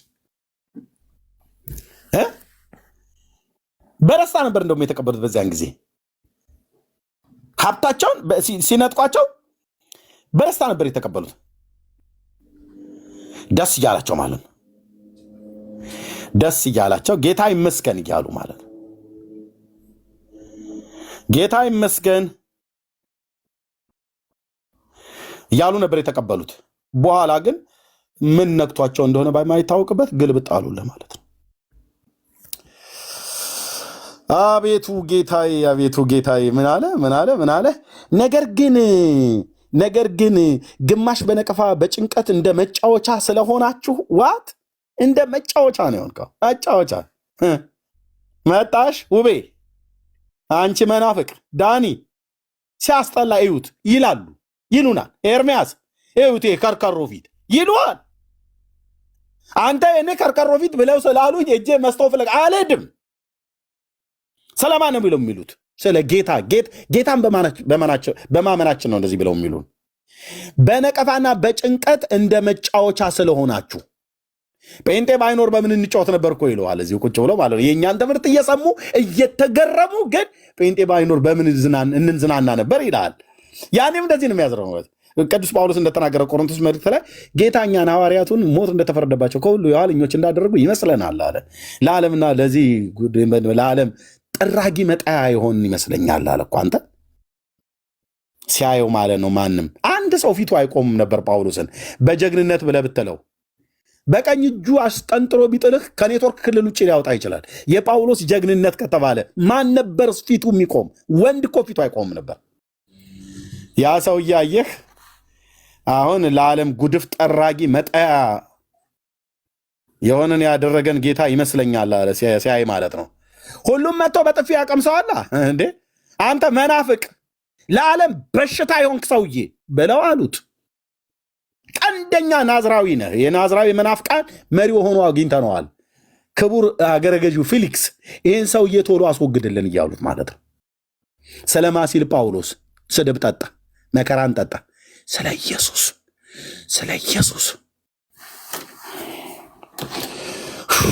የኔ አባት መጫወቻ ስለሆናችሁ አለ። የዕብራውያን አማኞች ጌታን ሲቀበሉ መጫወቻ አደረጓቸው ታውቃለህ። ግማሽም እንዲህ ካሉት ጋር ስለተካፈላችሁ ብርሃን ከበራላችሁ በኋላ መከራ በሆነበት በትልቅ ተጋድሎ የጸናችሁበትን የቀድሞውን ዘመን አስቡ አላቸው። የቀድሞውን ዘመን አስቡ። የምን ወደኋላ ማለት ነው?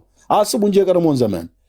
እህት ዓለምዬ በባለፈው ንብረት ሲዘረፍ ጌታ ይመስገን ብለሽ አልነበር? እንዴተውሽ አስቢ እንጂ እናየ መከራው ሲበዛባቸው፣ እንግልቱ ሲበዛባቸው፣ ስደቱ ሲበዛባቸው ጌታን ለመተው ወደኋላ አፈገፈጉ። እና ጳውሎስ ደግሞ ላላቸው የዕብራውያን መልእክት ጸሐፊ የቀድሞውን ዘመን የጸናውን አስቡ አላቸው። ከዛስ የሚበልጥ ለዘወትርም የሚኖር ገንዘብ በሰማይ ለራሳችሁ እንዳላችሁ አውቃችሁ በስራቴ ራራችሁልኝ፣ የገንዘባችሁንም ንጥቂያ በደስታ ተቀበላችሁ። ሀብታቸውን ሁሉን የዘረፏቸው ታውቃለህ። ማነች ማነው ስሟ? መሰረተ የምትባለው መሲህ ነች። የዛ የገሊላው የኢየሱስ ክርስቶስ የሚባለው በባለፈው ሮማውያን የሰቀሉት የእሱ ተከታይ ነች። በሉ ሂዱ ቀሟት፣ በሙሉ ያላትን ልብስ፣ ቀሚስ፣ ጫማ በሙሉ ከእጇ ላይ ያለውን ከቤቷ በሙሉ ጥርግርግ አድርጋችሁ እና ያኔ በንጥቂያ የገንዘባቸውን የሀብታቸውን ንጥቂያ እንደዛ ሲወስዱባቸው በደስታ ነበር የተቀበሉት። ታውቃለህ፣ ደስ እያላቸው ነበር የተቀበሉት። ምን ገባባቸው የዕብራውያን አማኞች ታዲያ? እንደዚህ ስለ ጌታ መከራ እየተቀበሉ ደስ እያላቸው ሀብታቸው ሁሉ ሲወሰድባቸው ደስ እያላቸው የነበሩ ሰዎች በኋላ ላይ በዚህ በመከራው ብቻ አይደለም የሐሰት አስተማሪዎች መጡ።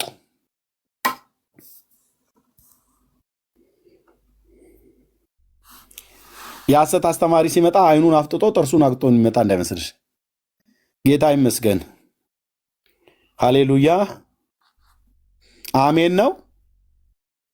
ወፈር ባለ እያለ ይመጣል። ይሄ ለስላሳ ቀበሮ በበጎቹ መካከል ሾልኮ ይገባልሃል። የበግ ለምድ የለበሱ ሚንስ ምን ማለት በጋዊ ባህሪ ያላቸው ይመስላሉ። ስታያቸው በጋዊ ባህሪ ለስለስ ያሉ ናቸው።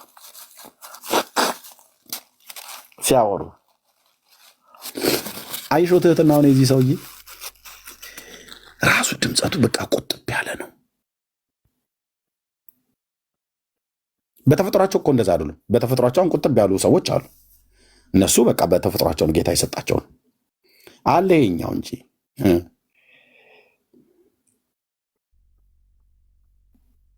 ጠዋት ጠዋት ድብ ማታ ማታ ጅብ የሚሆን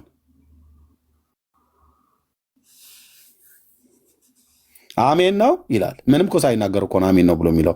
የምን አሜን ነው ነው?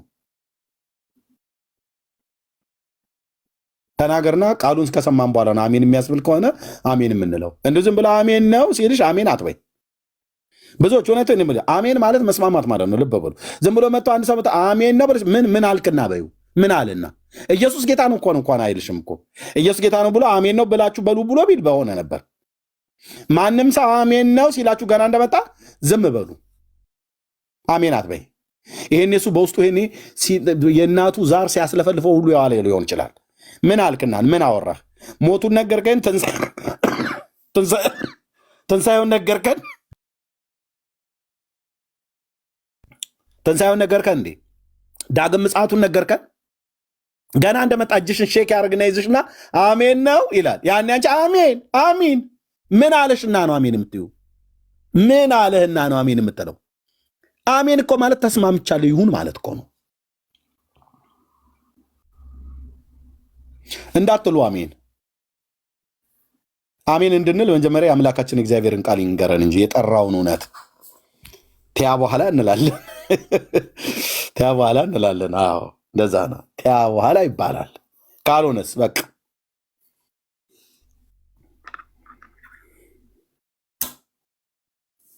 እኔ የፈለገ ክርስቲያን ይሁን እኮ አልኩ አሜን ነው ብሎ ቢላይ ምን አልክና ነው ብዬ የምለው።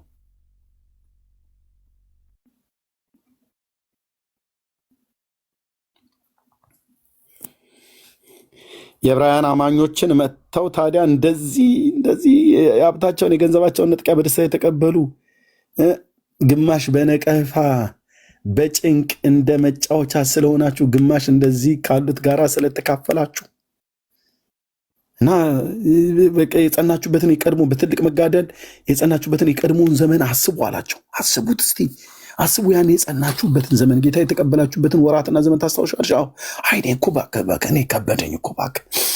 እናቴም በቃ ፊቷን ነሳችኝ፣ አባቴም እንትን አለ፣ አያቴም ከዛ ጊዜ ጀምሮ ጀርባዋን የሰጠችኝ ለምን በጌታውንሽ ብለዋሉ። እህትዬ ጥርግርግ ብለው ጉድጓድ መግባት ይችላሉ አልኩሽ። የአንቺ አያት የአንተ እናት የአንተ አባት ጌታን ከተቀበሉ ሰየው።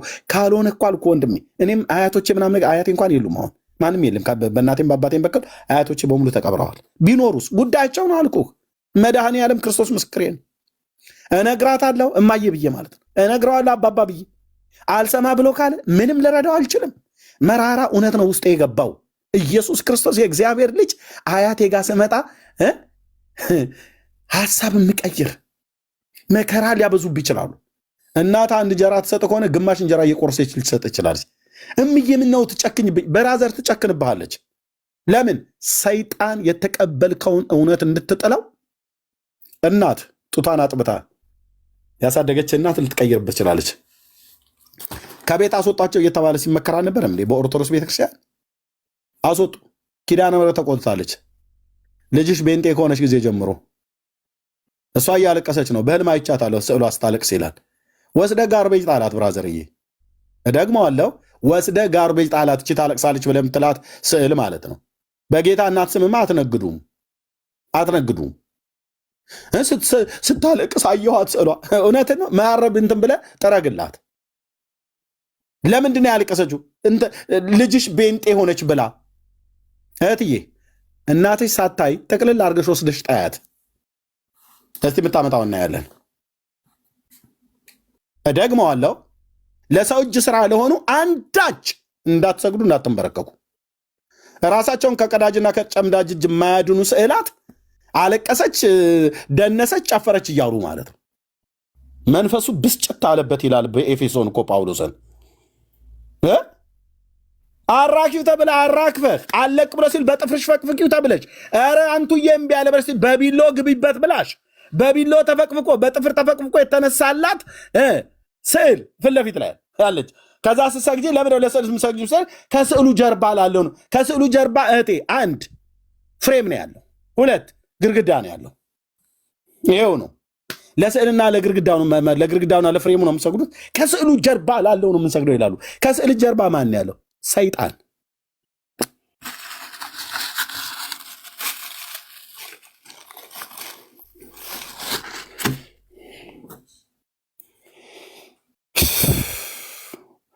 አምላኬ እለምናለሁ፣ የኤልያስ አምላክ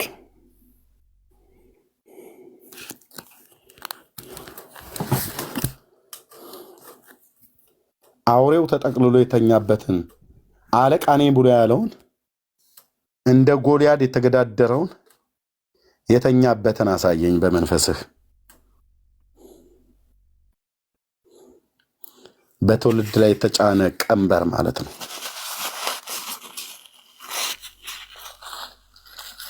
አምላካችን እግዚአብሔር መንፈስ ነው። አንተ በጥፍር እንደዚህ ባለ እንደዚህ የዝንብ እንትን እንደዚህ እየተፈቀፈቀ እስኪ በደንብ ለቀቀ። እስኪ አጃክስ ሳሙና አምጪና ንኪው። የነ ገብርኤል ፎቶ የምትሉት እኮ በስፖንጅ እኮ ነው የሚታጠበው። ባለፈው አላሳየናችሁም? በስፖንጅ ገብርኤል ነው በስፖንጅ ብታጡ። አቤቱ አረ ገብርኤል ወይ ድረስ አንልም በእውነት ገብርኤል በስፖንጅ እንትን ቤታቸው ምንጣፍ ፊት ለፊት ላይ አስቀምጣለ ትለዋለች አልኩ በቤት መጥረጊያሱ በደንብ ፈትጊው እየተባለች በደንብ ይጅበት አንድ ሁለቴ እየተባለ ገብርኤል ታጥቦ ይደርቃል ገመድ ላይ አይደል እናንተም ብሎ ገብርኤል አምላኪና ገብርኤል አክባሪ ቅዱስ ገብርኤልን አጥበው ስታደርቀው ከአያትህ ነጠላ ጋር አብረ ገመድ ላይ ታንጠለጥለዋለህ። እኔ ገብርኤል ቁጡ ነው ብለው እኮ ሲሉ ሰምቼ ነበር። የእሱ ባህሪ የመላእክት ባህሪ ቁጡ ናቸው፣ ትዕግስተኛ ናቸው ምናምን ነገር ተብሎ አልተጻፈም። ግን ቁጡ ነው ብለው ባሉት ለምን ኦርቶዶክስ ላይ ግን ዝም እንዳለ ሰይፉን ለምን እንደማያነሳ ነው እኔ እንትን ያለው።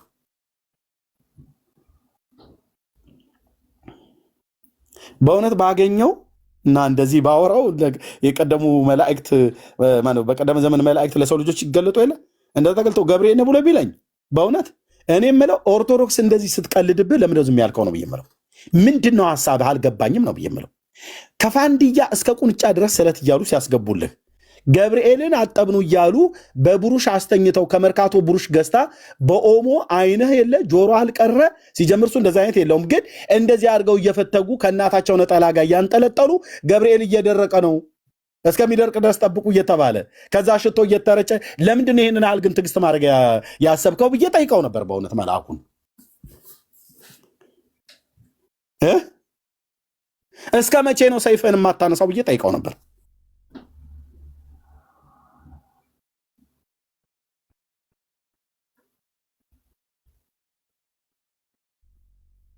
እችን ቆንዳላ ልጃገረድ ሁሉ ቀንጥሶ ጎመን አድርጎ ያስቀርልኛል ማለት ነው። በዛው በቤቷ እዛው በመታጥብበት አንቺ እኔ መቀለጃሽ ብሎ እኔ እንደምታጥቢ እኔ ጭቅቅት አለኝ ማለት ነው ብሎ እዛው ጋር መጥቶ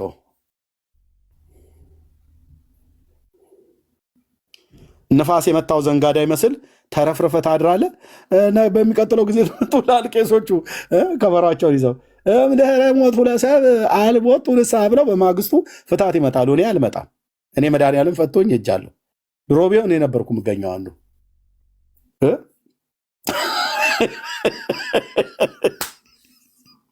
የታህሳስ ዘንጋዳ ይመስል አጋድሞ ነበር የሚጠልልኝ። ግን ገብርኤል ለምን ዝም አለ? እኔ ጠይቄው አላውቅም። ከዚህ ቤት ከመላእክትም ጋር አውሩ ብሎ አላለንም። ግን እንደው ቢመጣ ግን የምጠይቀውን ይህን ጉዳይ ነው። በተለይ የኢትዮጵያ ኦርቶዶክስ ተዋሕዶ ቤተክርስቲያን እንደዚህ በመላእክት ላይ ስትቀልድ የሚካኤል ዝምታ እኔ ምን እንደሆነ አልገባኝም። ይሰሙ ከሆነ ይስሙ። እንደዚህ ቁንጫና ትኋን ቅማል ነው ስለት የምናመጣል እየተባለ ሲቀለድባቸው እስከ መቼ ነው?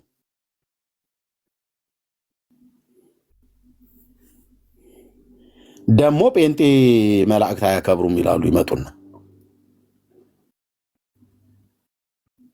ተፋታኝ ስልህ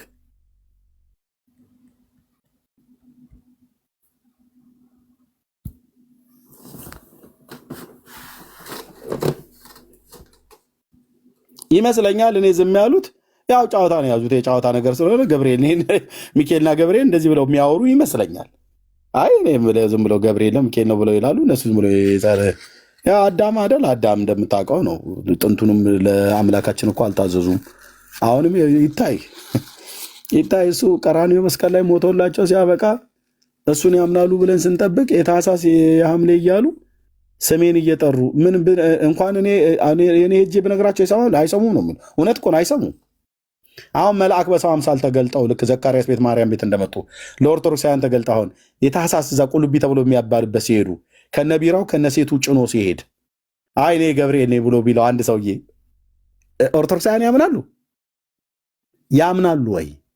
ነጠላውን አደግድጎ አሁን መካከላቸው እዛ በሚያሸበሽቡ በሚሯሯጡ መካከል እኔ እኮ ገብርኤል አንድ አፍታ መልእክቱን ስሙኝ እባካችሁ እኔ ነኝ ብሎ ለማርያም እንደነገራት ለዳንኤል እንደነገረው ለዘካርያስ እንደነገረው በሰውኛ አምሳል አደል የተገለጠ እዛ ቁልቢ ቢመጣ ይሰሙታል ወይ ነው ብዬ የምልህ።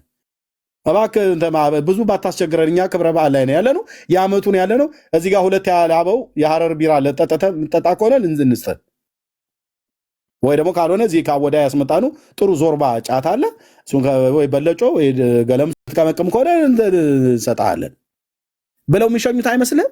እውነቴን ብዬ የምልህ መልአክ በሰው አምሳል ነው የሚገለጡት። አሁን ገብርኤል ራሱ እዛ ቁልቢ ቢመጣ በሰው አምሳል ዘካርያስ ቤት እንደመጣ ማርያም ቤት እንደመጣው እንደዛ ቢመጣ ኦርቶዶክሳውያን ይሰሙታሉ። ቀጥቀጣው ነው የሚያባሩት። መናፍቅ ተሐድሶ ሳይሆን አይቀርም።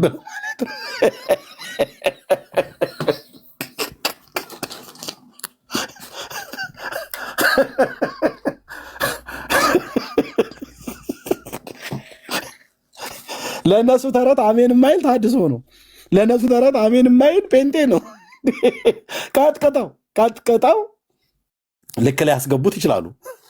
ከዛ አዲስ አበባ ሲመጣ ይተርክልሃል። የሚገርምህ እዛ ስዕለት እንትን ስንል አንድ ሰውዬ የሆነ ድንገት ነው የመጣው፣ ግን ነጭ ልብስ ለብሷል። ምን አይነት ነው? በቃ አንድ ቁመቱ ትንሽ ዘለግ ያለ ነው። እኔ እንደዚህ አይነት ሰው አይቼ አላውቅም። ግን በጣም የሚገርምህ መጥቶ አወራኝ እና ምን አልከው? በቃ ቦታ ፋታኝ ዞር በልኝ አልኩት። አልሰማ ብሎ ሲል ይዘን ቀጥቅጠን ወቅጠን ጣሉ በመቋሚያ ብሎ መጥቶም አዲስ አበባ ሲመለስ ቢራ እየጠጣ ሊያወራ ይችላል። የዚህን ያህል አይቀበሉትም።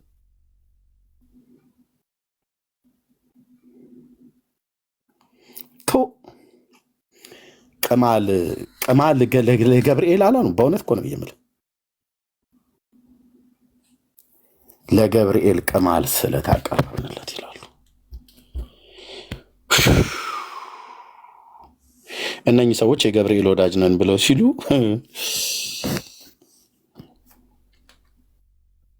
አንቺ ነሽ የገብርኤል ወዳጅ አይደል? እህት አለም አንተን የገብርኤል ወዳጅ አይደል? በቤታችሁ ያስቸገረህን ትኋን እናት በመቀነት ላይ ቋጥራልህ ከሰማኸኝ ፍየል ካልሰማኸኝ ትኋን አመጣልሃለሁ ብሎ የሚል የተንጋደደ ሰይጣናዊ የሆነ ስዕለት አይሉት ነገር እሱን ተስለህ አንተ የገብርኤል ወዳጅ ተብል ቁንጫ ያቀረበ የገብርኤል ወዳጅ ገብርኤል መንፈስ ነው፣ እኔ ልሰግድለትም ላመልከውም አልችልም፣ እግዚአብሔርም ቃል አያዘኝም ብሎ የሚል ኤርሚያስና ቤካ ዳኒ ጠላት።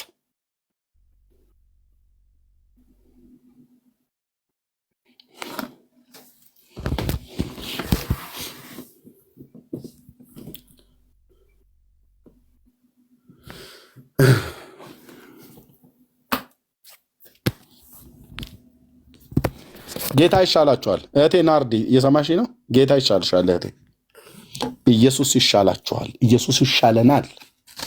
የአባቶቻችን አምላክ ከድንግል የተወለደው የዓለም መድኃኒት እሱ ለእኔ በደልና ኃጢአት፣ ለአንቺ በደልና ኃጢአት ቀራንዮ ኮረብታ ላይ ሞተዋል። ይቅርታ፣ ቀራንዮ ኮረብታ ላይ ሞቷል። ጉንፋን በጣም ይዞኛል። ከአንድ ሳምንት በላይ ሆኗል። በጣም የግድ ነው የምገባው። ቀራንዮ ኮረብታ ላይ ሞቷል። በሞቱም ሞታችንን ሽሮልናል። ሕይወት ሊሆንልን ሊበዛልን ከሰማያት የመጣው የእግዚአብሔርን ልጅ የተቀበለ የዳዊትን ልጅ የተቀበለ ለዘላለም ነው የሚያርፈው። እንደማ እንደኔ እዚህ እንዳሉ ወንድሞቼና እህቶቼ ማለት ነው። ለዘላለም በስሙ በማመን ንስሐና የኃጢአት ይቅርታን እንድናገኝ ከኢየሩሳሌም ጀምሮ በቅዱሳት ሐዋርያት የተሰበከልን የእግዚአብሔር ልጅ የዳዊት ልጅ ኢየሱስ ክርስቶስ እንጂ ሌሎች አይደሉም። ሌሎች ናቸው። አይረቧችሁም፣ አይጠቅሟችሁም። ወንድሞቼና እህቶቼ አያድኗችሁም። ማዳን የበጉ ነው። ማዳን የእግዚአብሔር ነው። በጉ ደግሞ ኢየሱስ ክርስቶስ ጌታችን ነው። ለበደል ለኃጢአታችን ብቸኛ ወዳጃችን ብቻውን የሞተልን እሱ ነው። ብቻውን የተቀበረልን እሱ ነው። ብቻውን የሞትን ጣር አጥፍቶ እኛን ስለማጽደቅ በሶስተኛው ቀን የተነሳ እሱ ነው። ብቻውን በክብር ከፍ ከፍ ብሎ አድርጎ በአባቱ ቀኝ በሰማያት በግርማው ቀኝ የተቀመጠ እሱ ነው። ይመጣል ለዘላለም ሊወስደን ሊያሳርፈን። የእሱ የሆነን ደስ ይበላችሁ እህቶችና ወንድሞች። እንዴት ውስጤ እንደሚዘል ነገር አልችልም። ስለምናልፍበት ነገር ስለ ምድራዊ ነገር ከተባለ በጌታ ፊት ብዙ ምለው ነገር አለ። ግን የፈለገ ጉደል፣ የፈለገ እንራብ፣ የፈለገ እንጠማ፣ የፈለገ በብዙ ችግር በብዙ ነገር ውስጥ እንለፍ፣ ኢየሱስ ግን ኢየሱስ ነው። ጌታ ግን ጌታ ነው። የአሁኑ ማጣት፣ የአሁኑ ማግኘት፣ የአሁኑ መውደቅ፣ የአሁኑ መነሳት፣ የአሁኑ ሐዘን የአሁኑ ሚስ አንደርስታንድ የአሁኑ ብዙ ነገር ውስጥ ብናልፍ እሱ አይታየንም። በዘላለም ፍቅር ወደደን፣ ለዘላለምም አዳነን። በዘላለም ፍቅር ወደደን፣ በቸርነቱም ሳበን። ወደ እኔኑ እኔም አሳርፋችኋለሁ ብሎ ያለ ጌታ ወደ እሱ በመምጣት አሳረፈን። እህቴ እረፊ፣ ወደ ጌታ በመምጣት ኢየሱስ ክርስቶስ ጌታችን ይወድሻል። ወንድሞች እዚህ ውስጥ ትኖራላችሁ፣ ጌታ ኢየሱስ ክርስቶስ ይወዳችኋል። ያልወሰናችሁ ትኖራላችሁ፣ ጌታ ኢየሱስ ክርስቶስ ይወዳችኋል። ወንድሞች እናቶች፣ ለነፍስሽ ንገሪያት፣ ሕይወታችንን የሰራ የሰማይ የምድር ጌታ ልዑል እግዚአብሔር ይወደናል። በምን አውቃለሁ ኤርምያስ እኔ እንደወደደኝ ብላ ልትል አትችልም ራሄል። በምን አውቄ እኮ ንገረኛ ብሎ ሊል አይችልም ቢኒ። ይወደናል። ነፍሱን እስከ መስጠት ድረስ ነው ደግሞ የወደደን። ብዙ ሰዎች ሲወዱኝ አንዳንዶቹ ሽቶ ገዝተው ሰጥተውኛል። አንዳንዶቹ በልጅነቴ ሸንኮራና ከረሜላ ገዝተውልኛል። አንዳንዶቹ ሲወዱ ጉንጬን ስመውኛል በልጅነቴ ነፍስም እያወቅኩ። አንዳንዶቹ ሲወዱኝ ሀግ አድርገው እንደዚህ ጭብጥ አድርገው እንደዚህ አቅፈውኛል፣ ስመውኛል። አንዳንዶቹ ሲወዱኝ ጥሬ ስጋ ጋብዘውኛል። አንዳንዶቹ ሲወዱኝ ምሳ እንብላ ምናምን ነገር ብለው ቡና እንጠጣ ብለው ማኪያቶ ምናምን ነገር አገር ቤት በነበርኩበት ሰዓት ላይ ጋብዘውኛል። አንዳንዶቹ ሲወዱኝ ጫማ እንግዛል ብለው ጫማ ገዝተው ልከውልኛል። በቃ የመውደዳቸው መገለጫ ነውና እናንተንም ልክ እንደዚሁ እዚህ ውስጥ ያላችሁ ሰዎች ለእኔ እንዳደረጉልኝ ከዚህም በላይ ሰዎች አድርገውላቸዋል። እናንተም ለሰዎች አድርጋቸዋል። እኔም ልክ እንደዚሁ አድርጋለሁ። ጌታ ግን ሲወደን ምኑን የሰጠን? ነፍሳችንን ለማዳን ምኑን የሰጠን? ሕይወቱን። ስጋዬ ቢቆረስ ለኤርምያስ ነው፣ ደሜ ቢፈስ ለኤርምያስ ነው ብሎ የእያንዳንዳችሁን የራሳችሁን ስም አስገቡ። ነፍሱን ቢከፍል ለማን ነው? ለእኔ፣ ለአንተ፣ ለአንቺ። መስጠት ከተባለ ስለ መውደድ ከተባለ ነፍሱን እኮ ሊሰጠን አይገባም ነበር። አሁን በምድር ሳለን ምንድን ያልሰጠን?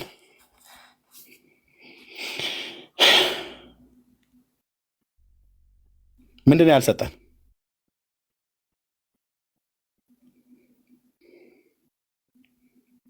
ከሰውነት አካላችን ጀምሮ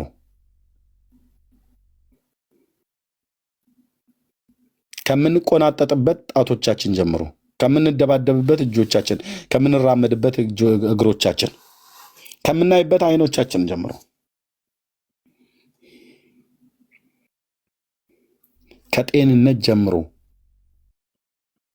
ከምንኖርበት ምድር ጀምሮ የምንተነፍሰው አየር፣ የምንሞቀው ፀሐይ፣ የሚዘንብልን ዝናብ፣ የምንታጠብበት ሻወር ውሃ ጠጥተን እርክት ስንል እንደ ውሃ ተስማሚ ያለ እንደ ወንድሞች እናቶች ይሄው እንጠጣለን። ያለማቋረጥ እኮ ነው የምንጠጣው። ያለማቋረጥ ነው የምንበላው። እያንዳንዱን ማን ነው ክሬት ያደረገው? አይበቃም እንዴ? የምንለብሳቸው ልብሶች፣ የምናረጋቸው ጫማዎች፣ የምናደርጋቸው ጌጣጌጦች፣ አልማዝ፣ ዳይመንድ፣ ዋቴቨር ብላችሁ የምትሉትን ጥሩ ወርቁ፣ ምኑ ምንም አይነት ነገር ጆሮች ላይ ብትቀጥ፣ አንገትሽ ላይ ብታስር፣ እጅ ላይ፣ ጀርባ ላይ ብታስር፣ መቀመጫ ላይ ምንም ብታደርግ የማን ነው? ጥንቱን የሰራው ማን ነው? እኛ ወደዚህ ዓለም ምንድን ነው ይዘን የመጣ ነው? ምንም። ምን ይዘን እንመጣለን? ከየት? እኛ ከየት መጣና ወደዚህ ዓለም ምን ይዘን እንመጣለን? ምንም። ምንስ ይዘን እንሄዳለን? ምንም። ይህንን መስጠቱ አይበቃውም እንዴ? ይህን ሁሉ ሰጡን። ይህን የሚበላ ተብሎ የሚባል እንዴ? ፍሩቱን ብቻ ጠርተህ ትጨርሰዋለህ እንዴ? የማንጎ አይነት እዚህ የአውስትራሊያ ማንጎ የሚባል አዶ ነው። ወደ መጣበት ሀገር የምታውቁት ሰዎች የህፃን ልጅ ጭንቅላት ያክላል እህትዬ፣ የህፃን ልጅ ጭንቅላት። እንዲህ አይነት ማንጎ እኔ አይቼ አላውቅም። እቺ እኛ ሀገር ኢትዮጵያ ያለችዋ ማንጎ በአውስትራሊያ ማንጎ ፊት ንስሐ ትገባለች ከማነሷ የተነሳ። አሁን በቅርብ የተወለደች ነው ብለህ የምትላት እንዲህ አይነት ማንጎ በጌታ በኢየሱስ ክርስቶስ በሱ ቢያገኙ ቀጥሎ የሬሳ ሳጥን ነው መዘጋጀት ያለበት። ወርውሮ በሱ ሰው ቢመታ ማለት ነው። አፋፍ ሰው ሳጥን ውስጥ ነው መክተት ያለባቸው እንጂ አታርፍም። ይህንን ሁሉ ጌታ ጫካ ውስጥ ነው አየህ የፈጠረው። ዘፍጥረት መጽሐፍ ምዕራፍ 1 ላይ ማለት ነው።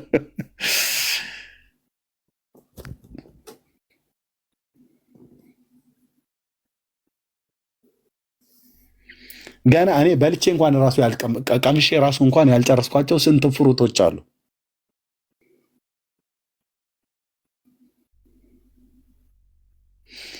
ከተፈጠርኩ ጊዜ ጀምሮ ቀምሻቸው ማላቃቸው ፍሩቶች አይነታቸው። ያንንም ስገምጠን ለቴስት ሳረግ ማማሰጥ ሳምጣ ይሄኛው ምድብችለት ምንድነው? አሁን ቼሪ የሚባለውን የዚህ ሀገር ነው የበላሁትኝ። ፕሪስመን የሚባል ታውቁታላችሁ? ፕሪስመን የሚባል እዚህ ሀገር ነው የበላሁትኝ። ኪዊ ፍሩት የሚባል እዚህ ሀገር ነው የበላሁትኝ። ፒች ነው ፒች የሚባል እዚህ ሀገር ነው የበላሁትኝ። ኧረ ስንቱን ይጠራላለሁ ራሱ እንትን ምንድነው ስማቸው ራሱ ልሳን ልሳን ነው የሚመስለው። ገና እኮ በልቼ ቀምሼ አልጨረስኩትም። ይህንን ሁሉ መስጠቱ እየደነቀን አቤት ጌታ ይህን ሁሉ ሰጥቶን እንዴ! ይህን ሁሉ ሰጣችሁ አይበቃችሁም ብሎ ቢለን እውነት እኮ ነው። በቃ ዝም ብለህ እየበላ በኃጢአት እዚሁ ዝም ብለህ እየተጨናበስክ ኑር ብሎ እስከ ወዲያኛው ቢተወን ምን ይውጠን ነበር?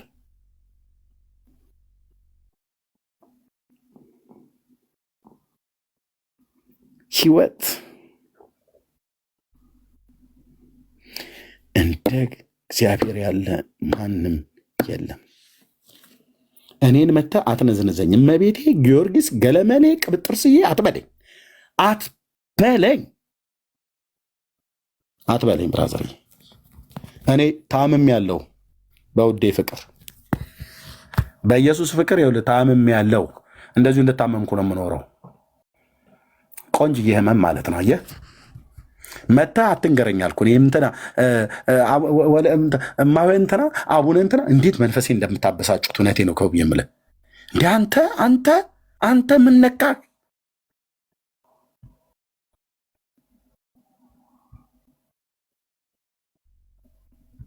የማይጠራ ሙትቻ ትጠራልኛል እንዴ? ሕያው አምላክ ለዘላለም የሚኖር ንጉሥ እያለ ቤቴም ውስጤም ሞልቶኛል።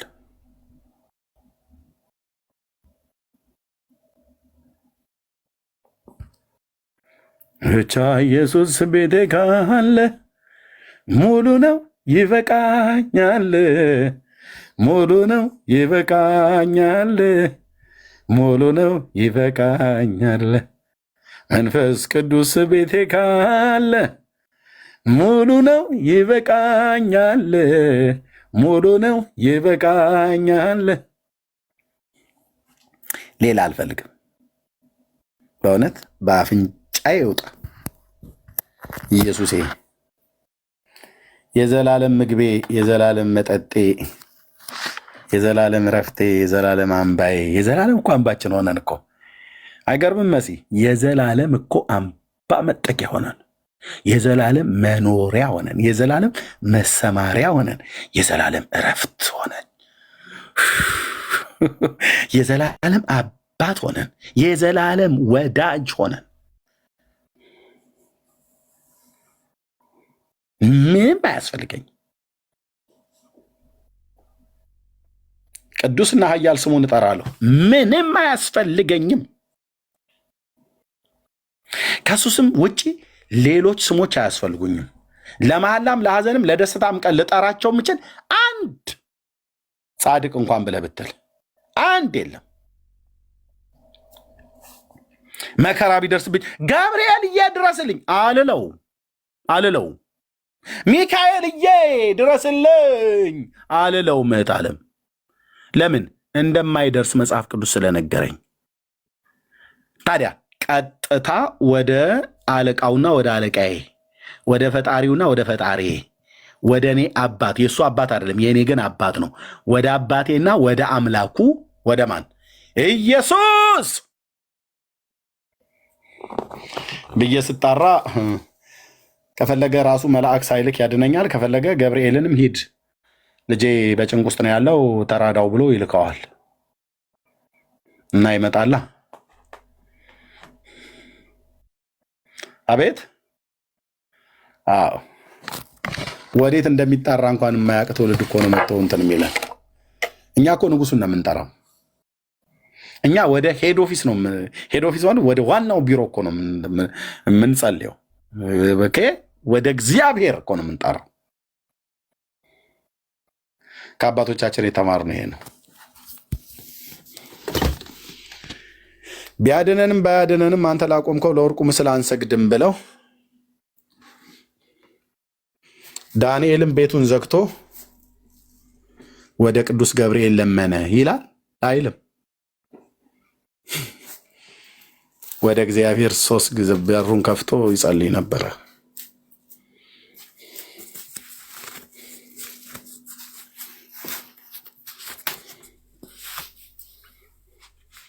ሄዳ ክርስትና እውነቴን ነው እኮ ብዬ የምልህ ክርስትና መማር ከፈለክ የእውነት የሚኖሩ ጴንጤዎች ጋር ነው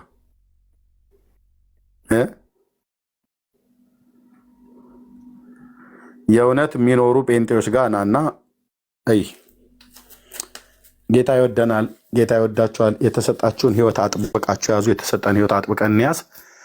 ጌታን የማታውቁ ሰዎች ወደ ጌታ እንድትመጡ በጌታ ፍቅር እንለምናችኋለን። እኛን ያሳረፈ ኢየሱስ ለዘላለም ያሳርፍሻል እህቴ። እኛን ያሳረፈ ኢየሱስ ለዘላለም ያሳርፍሃል። እኔንም አንተንም ዓለሙን ሁሉ የወደደ አንድ ብቸኛ ወዳጅ አለ። የትኛውንም ጻድቅ የትኛውንም ሰማዕታት ብለህ የምትል ሞተው የቀሩ ዛሬ ከመቃብር በታች አሉ። አንዳቸውን ብትጠራቸው ለነፍስህም ለስጋህም ምንም አይፈይዱልህም። ምንም አይጠቅሙሽም እህትዬ። ጌታ ግን ጌታ ነው። ይህን ጌታ ህይወታችሁ አዳኝና ጌታ አድርጋችሁ ለመቀበል የምትፈልጉ ሰዎች ካላችሁ በውስጥ መስመር እዚህ ላለን ወንድሞችና እህቶች 77 ቁጥር ጻፉልን። በውስጥ መስመር እኔ ጌታን መቀበል ፈልጋለሁ፣ ኤርሚ ጸልዩልኝ፣ ዳንዬ ጸልዩልኝ ብላችሁ ካላችሁ በውስጥ መስመር 77 ቁጥር ጻፉልን፣ እናገኛችኋለን። ይኸውልሽ እህቴ በጣም ታላሎች ናችሁ ወንድሞችና እህቶች። ስራ ፈተን ስራ አተን የምንናገረው አተን ስራ አተን እዚህ ነጋ ጠባ ስታገኙን በቃ ምንም አጀንዳ ዓላማ የሌለን ሰዎች እንመስላችኋለን። ልጆቼና ሚስቴ ሲተኙ እኔ አሁን እዚህ ቀርቼ ነው የማወራችሁ። እነሱ ከ2 ሰዓት በፊት ተኝተዋል። እኔ ለምን ቀረሁ? ምንድነው የምጠቀመው? እዚህ ምንድነው የማደርገው? አሁን ቅድም ከእቴ ጋር ማውራት ምንድነው የማተርፈው? እህቴን ለጌታ ገንዘብ እንድትሆና እሷና መሰሎቿን በእውነት ሳይሆን በውሸት አስራዋቸው የያዟቸው ቅን ሰዎች የእግዚአብሔርን ቃል እንዴት እንዳጣመሙባቸው ያሳዝኗቸዋል። ወንድሞቼ እናቶቼ ለጌታ ቃል ለመምጣት የተዘጋጀች እንድትሆን ጌታን ተቀበላ ቅኖችና ለነውር ሆና የጌታን መገለጥ እንድትጠብቅ ከዘላለም ጥፋት እንድትድን ከሲኦል ከእሳት ባህር እንድትድን አንተ በጌታ ያላመናችሁ ሰዎች እናንተ እንድትድኑ ነው እዚህ ቁጭ ያልነው። እኔም ወንድሞቼ እህቶቼም እንጂ ሌላ ምን አጀንዳ አለኝ? ወንድሜ ምን አጀንዳ አለኝ? ቆንጅዬ ሚስት አለችኝ፣ አቅፌ መተኛት ትችላለሁ። ሌሊት ነው እኔ ጋር ከልጆቼ ጋር መተኛት ትችላለሁ። እዚህ ያሉ ወንድሞች እናቶች ስራ አላቸው፣ ቤተሰብ አላቸው። ብዙዎቹ ቤተሰብ ባይመሰርቱ ቤተሰብ የመሰርቱም አሉ። ቤተሰብ ያልመሰርቱ ስራ አላቸው። ስራም ባይኖራቸው ክቡራን ናቸው። ምን ያደርጋል እዚህ ቢኒያም? ምን ታደርጋለች ራሔል? እዚህ ምን ያደርጋል ዳኒ? ምን ታደርጋለች ውቤ? እዚህ አሁን ምንም አንጠቀም፣ ምንም ነገር ለማይጠቅም ቢሆን ምናደርጋለን? ኦ ብራዘር፣ እኛ የጠቀመንን ጌታ እናውቃለን። የሚጠቅመውም ይጠቅማችኋል እያልን እናገራለን። ጌታ ኢየሱስ ለህይወታችን የጠቀመን ህይወታችንን የፈጠረ የሰራ ጌታ ከዘላለም ፍርድ ከዘላለም ሞት ያዳነን ኢየሱስ ያድናል እንላችኋለን። የወደደን ኢየሱስ ይወዳችኋል። ያሳረፈን ኢየሱስ ያሳርፋችኋል። በጸጋ ያዳነን ጌታ ያድናችኋል። ወደ እሱን ቅረቡ፣ ወደ እሱ ቅረቡ፣ ያበራላችኋል። ወደ እሱ ተጠጉ፣ ከዘላለም ፍርድ ትድናላችሁ እያልን ይህን ጥሪ እናቀርባለን። ጸጋና ሰላም ይብዛላችሁ። ተባረኩ። ዳንኤ ወንድምነት ካለ አንተ ቤት የምትከፍት ከሆነ ንገረኝና ወደ አንተ እንመጣለን።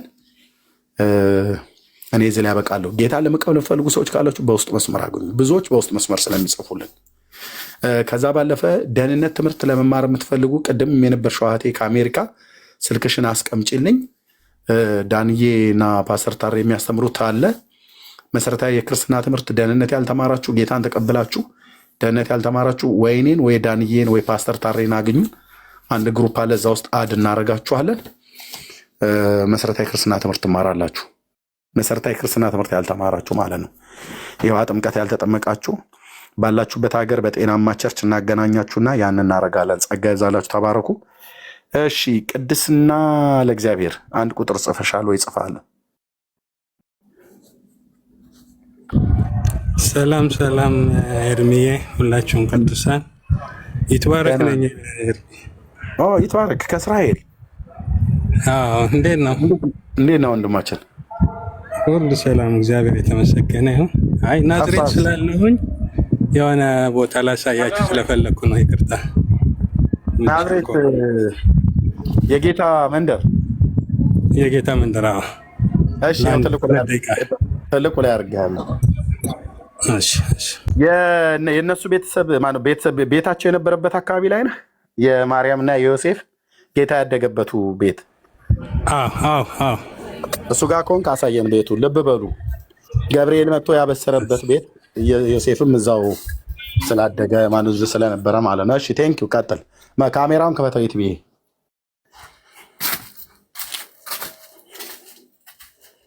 እሺ መኬ ይሄ ምንድን ነው?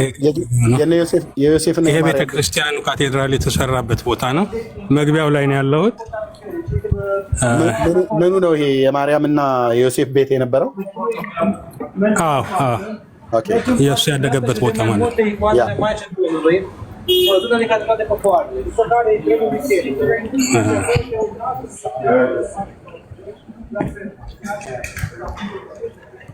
All right, good. Let's do a quick count off so we know we're all here. Guys, come on over. 1, 2, 3, 4.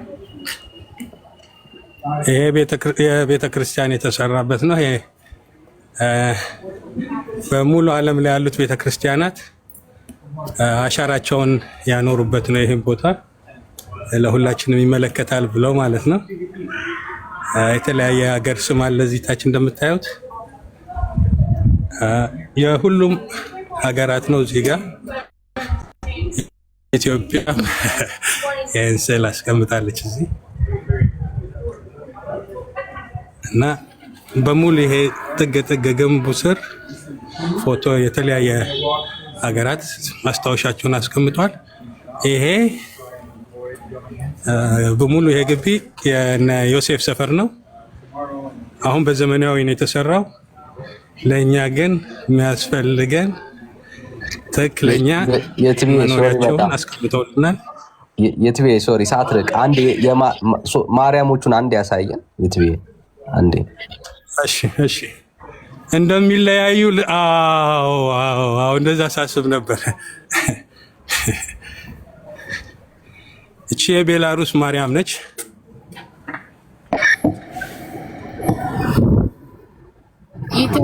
የተለያዩ ሀገራት የተለያየ መልክ ያላት ማርያምን ያስቀመጡበትን ቦታ እቺ የቤላሩስ ነች። ይታያል። ይታያል። እቺ የቡልጋሪያ ነች። ቀጥል፣ እንደሱ እያደረግ ቀጥል። እቺ የጣሊያኗ ማርያም ነች። ልጇ ልብስ የለውም የዚች።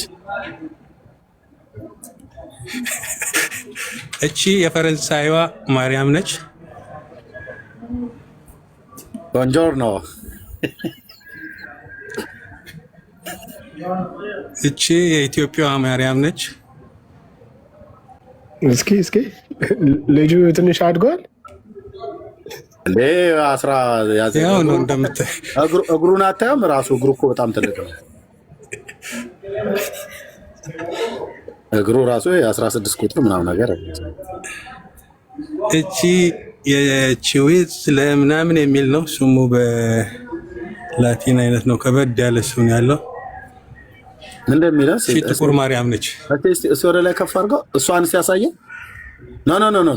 ኖ ፎቶውን አሳየን። በጣም ጥቁር ነች። አቀማመጧ እንደዛ ነው። ክርስማስ ትሪ ጥቁር ነች አይደል? እሺ ሀገርና አዎ በጣም ጥቁር ነች። ይትባረክ ናምጣት እንዴ ዙም ስለማ አንተ ምን ነው ጥቁሯ ጋር ስትደርስ ቸኮልክ እንዴ? ሱዳናዊ ነች ወይስ ምንድን ናት?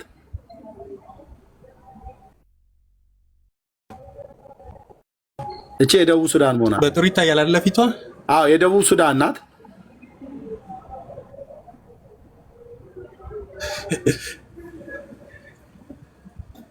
በቃ ለፍቶ እሺ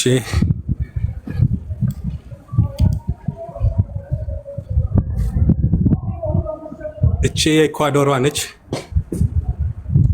አሳየን ወደ ከፍ አድርገው። ምንድነው ቀንድ ነው የረገጠችው? ሰው ነው የረገጠችው? እግዚኦ ያላችሁ ቀንድ የሚመስል የፀሐይ የጨረቃ ምልክት ነው የረገጠችው። ፀሐይና ጨረቃ አይንና አፍንጫ አለው። እንዴት በይ አታይም? አፍ ሁሉ እኮ አለው ሰውዬው።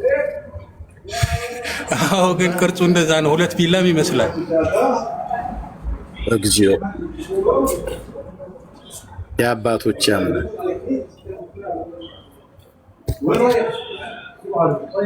እቺ የተማሪያምን ብትር የሚመስልም ይዛለች። የማን በትር? የተማሪያም ብትር ይመስላል። እሺ ስታየው የኢኳዶሯ። እቺ ደግሞ ይሄ ለፊሊፒንስ ያስቀመጡት ነው። እቺ የፊሊፒንስ ነች። ፊሊፒን ገብርኤል እያበሰራት እያለ ማለት ነው። እቺ ደግሞ ራስታ ነገር ነች።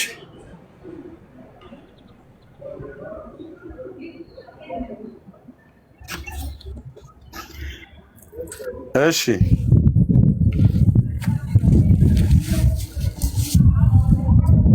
እቺ የዩክሬኗ ማርያም ነች። እስኪ ዩክሬን ፎቶ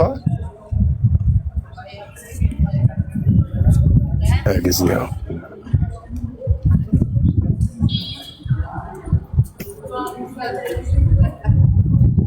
እሺ እቺ ናዝሬት ቤተክርስቲያን ያስቀምጣት ነች። እቺ ወላሂ ማርያም የተባለችዋ ማለት ነች። ኦኬ ባለፈው ወላሂ ያላት ሴትዮ ሰውዬ ማለት ነው። እቺ ቦሊቪያ ነች። ቦሊቪያ ያ ፊታቸው ለምን ደሞ አታሳየን? ዙም አርጋት። ዙም አይሆንልኝም። ላይቭ ላይ ያለ ሰው ነው ዙም ያደርጋል። ኦኬ ችግር የለም። የቦሊቪያ እሺ ቀጥል። እቺ የአንዶራ ያ እቺ ደግሞ ጣውላ ነው የምትመስለው። እስቲ እቺ ታሳዝናለች በእውነት። የ77 ድርቅ የሚባለው አይነት ነበር። እህል አሰጧቸውም እንደ ይትብዬ። እቺ ደግሞ የኢራቋ ነች። የኢራቅ አቤቱ ጌታ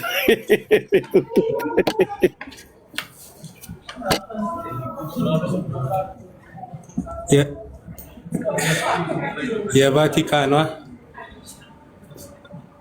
ፖፑ ምናምን ነው። ቫቲካኖች ናቸው እችን ያስቀምጧል።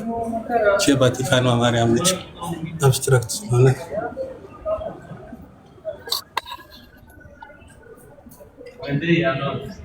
ጳጳሱ ምን እንደሚሰሩ አላውቅም። እዚህ ጋር ጳጳሱ ማለት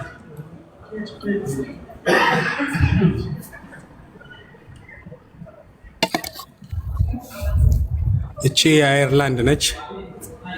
እስቲ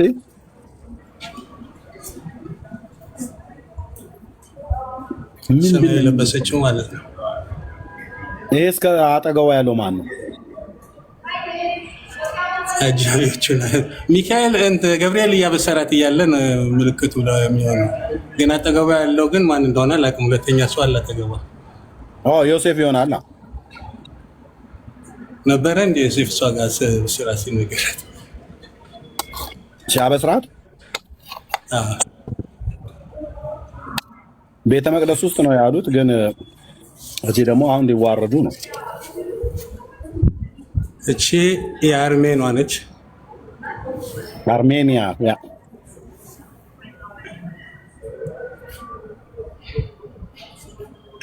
ዙፋን ላይ ነው ቁጭ ያለችው።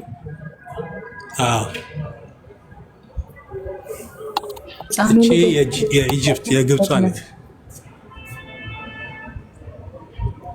እሺ የግብጿ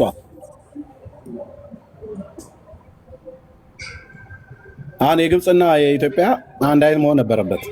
ኦሪየንታል ተብሎ የተባሉት ግን እርስ በርስ እንዴት እንደማይስማሙ ይለያያል። ይሄ በሆነ ግለሰብ የተቀመጠች ነች። የሀገር ስም የላትም። የግለሰብ ስም ተጽፎባት የራሻ ይመስላል። የፋሚሊ ስም ነው የተጻፈበት። ይሄ ሲንጋፖር ማርያም ነች። እቺ ደግሞ የቻይና ሴለችም ካለነ ወለን ይሄ ኩኔሪ እቺ የህንዷ ነች።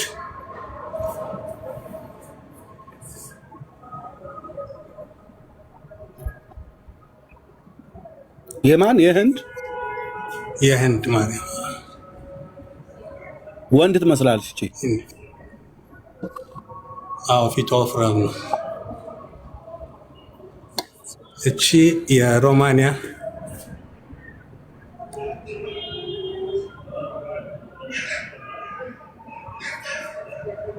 እግዚኦ። ይሄ ሎስ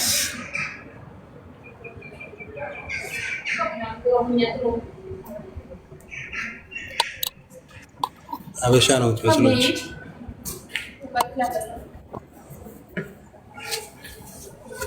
ኢስፔራንቶስ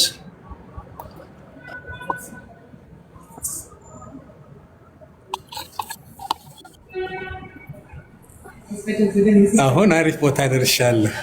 ቺ የአንጎላዋ የሚዋት የአንጎላዋ ማርያም የአንጎላ ማርያም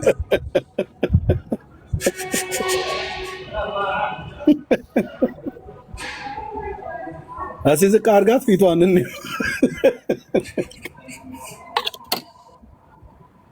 በምን ቀን ነው ደግሞ የገባው ኢትዮጵያ? አሁን በዚህ ሰዓት እንዳልተኛበት ልታስፈራራኝ ነው። እዚህ ዝቅ አድርጋት ፊቷን። የአንጎላዋ አትታይም እኮ ህፃን ነው መስለው። ዌስት አፍሪካ ማለት እኮ ነው። ጥቁር ነች እቺ። ፀጉሯም አፍሪካን ፌስ ነው ያላት። የናይጄሪያ እና የጋና የደቡብ ሱዳንን ሳታሳየን ብትወጣ ሪፖርት አድርጌ ነው የማዘጋበው ቤተ ላይ። የሶስቱን ታሳየኛል፣ የጋና፣ ናይጄሪያ እና ደቡብ አፍሪካ። እቺ የኡራጓይ ነች። የኡራጓይ በቅርጽ ነው የሰራት።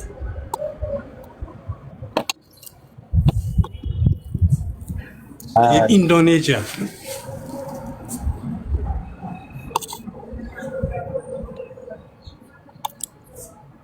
በጌታ በኢየሱስ ክርስቶስ ጌታ ኢየሱስ ከእንዲህ አይነት ስራ ስለፈታኝ ጋር ደምተ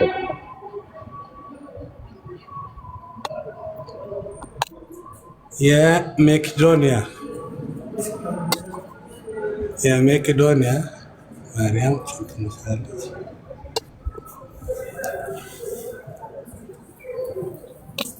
ስሎቬኒያ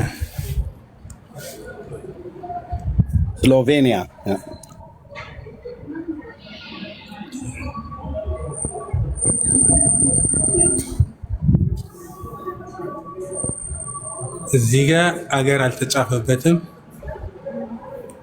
ግን እስከ ወታደሮች ነው። የኢጣሊያ ሁለተኛ ጊዜ ነው የታየው።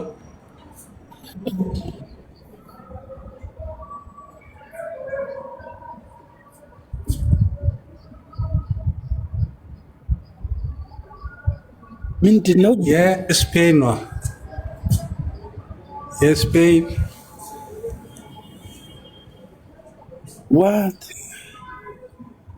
ሺ ጥቁር ነች በጣም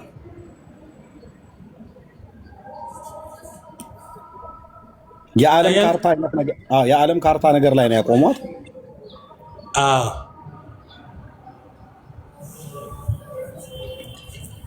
የአልቤኒያ ይህን ኤርሚያስ ቡድን እንደምትል እንግዲህ በለው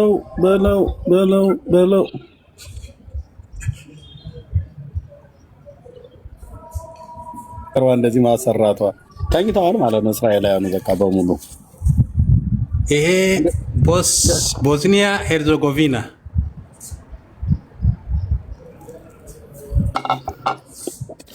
የቦስኒያ ማርያም የእስላም ሀገር አይደል? ቦስኒያ እኮ የእስላም ሀገር ነው። እዚህ የቀድሞ ዩጎዝላቪያ አካባቢ ላይ ያሉ ሀገሮች ናቸው አይደል?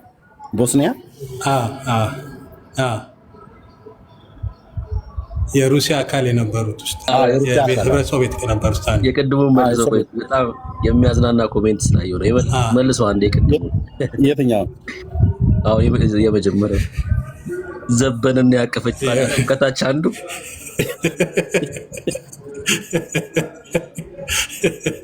ብሎክ አድርጋ አታስወጣውም ቄሱ በሌለበት። የሜክሲኮ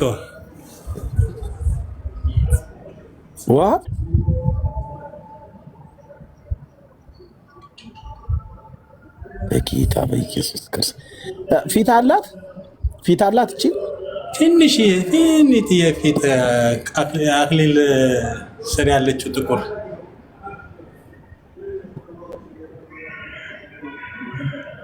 ቆይ እስኪ እንትን ላርዝመውና ጠጋ እያደረግኩ ላሳይ። ችግር የለውም አሁን ይታያል። ኧረ ተው ብዙ የሚደነግጥ ሰው አለ እዛው በርቀት። ዶሚኒካንስ ዶሚኒካ ሪፐብሊክ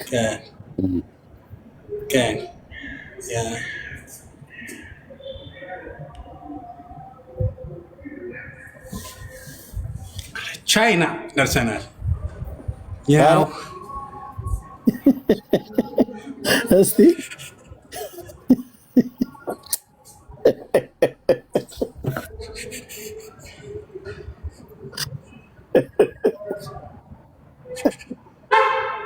አያለ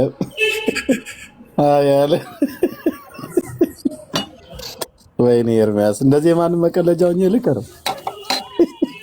ኧረ ቆይ የቻይናዋን ያት ፕሊስ በመድኃኒዓለም በጣም ቅድም እየጠየቅኩ እኮ ነበረ። እስቲ ልጅየውን አቅርበው ኛ ሆነው ማለት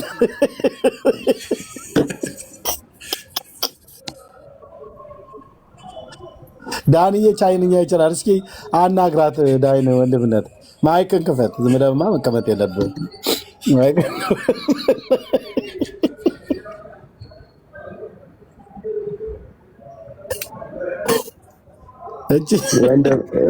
ከባድ ነው ወንድምነት፣ በጣም ከባድ ነው። እቺ በሱሺ ያደገች ነች።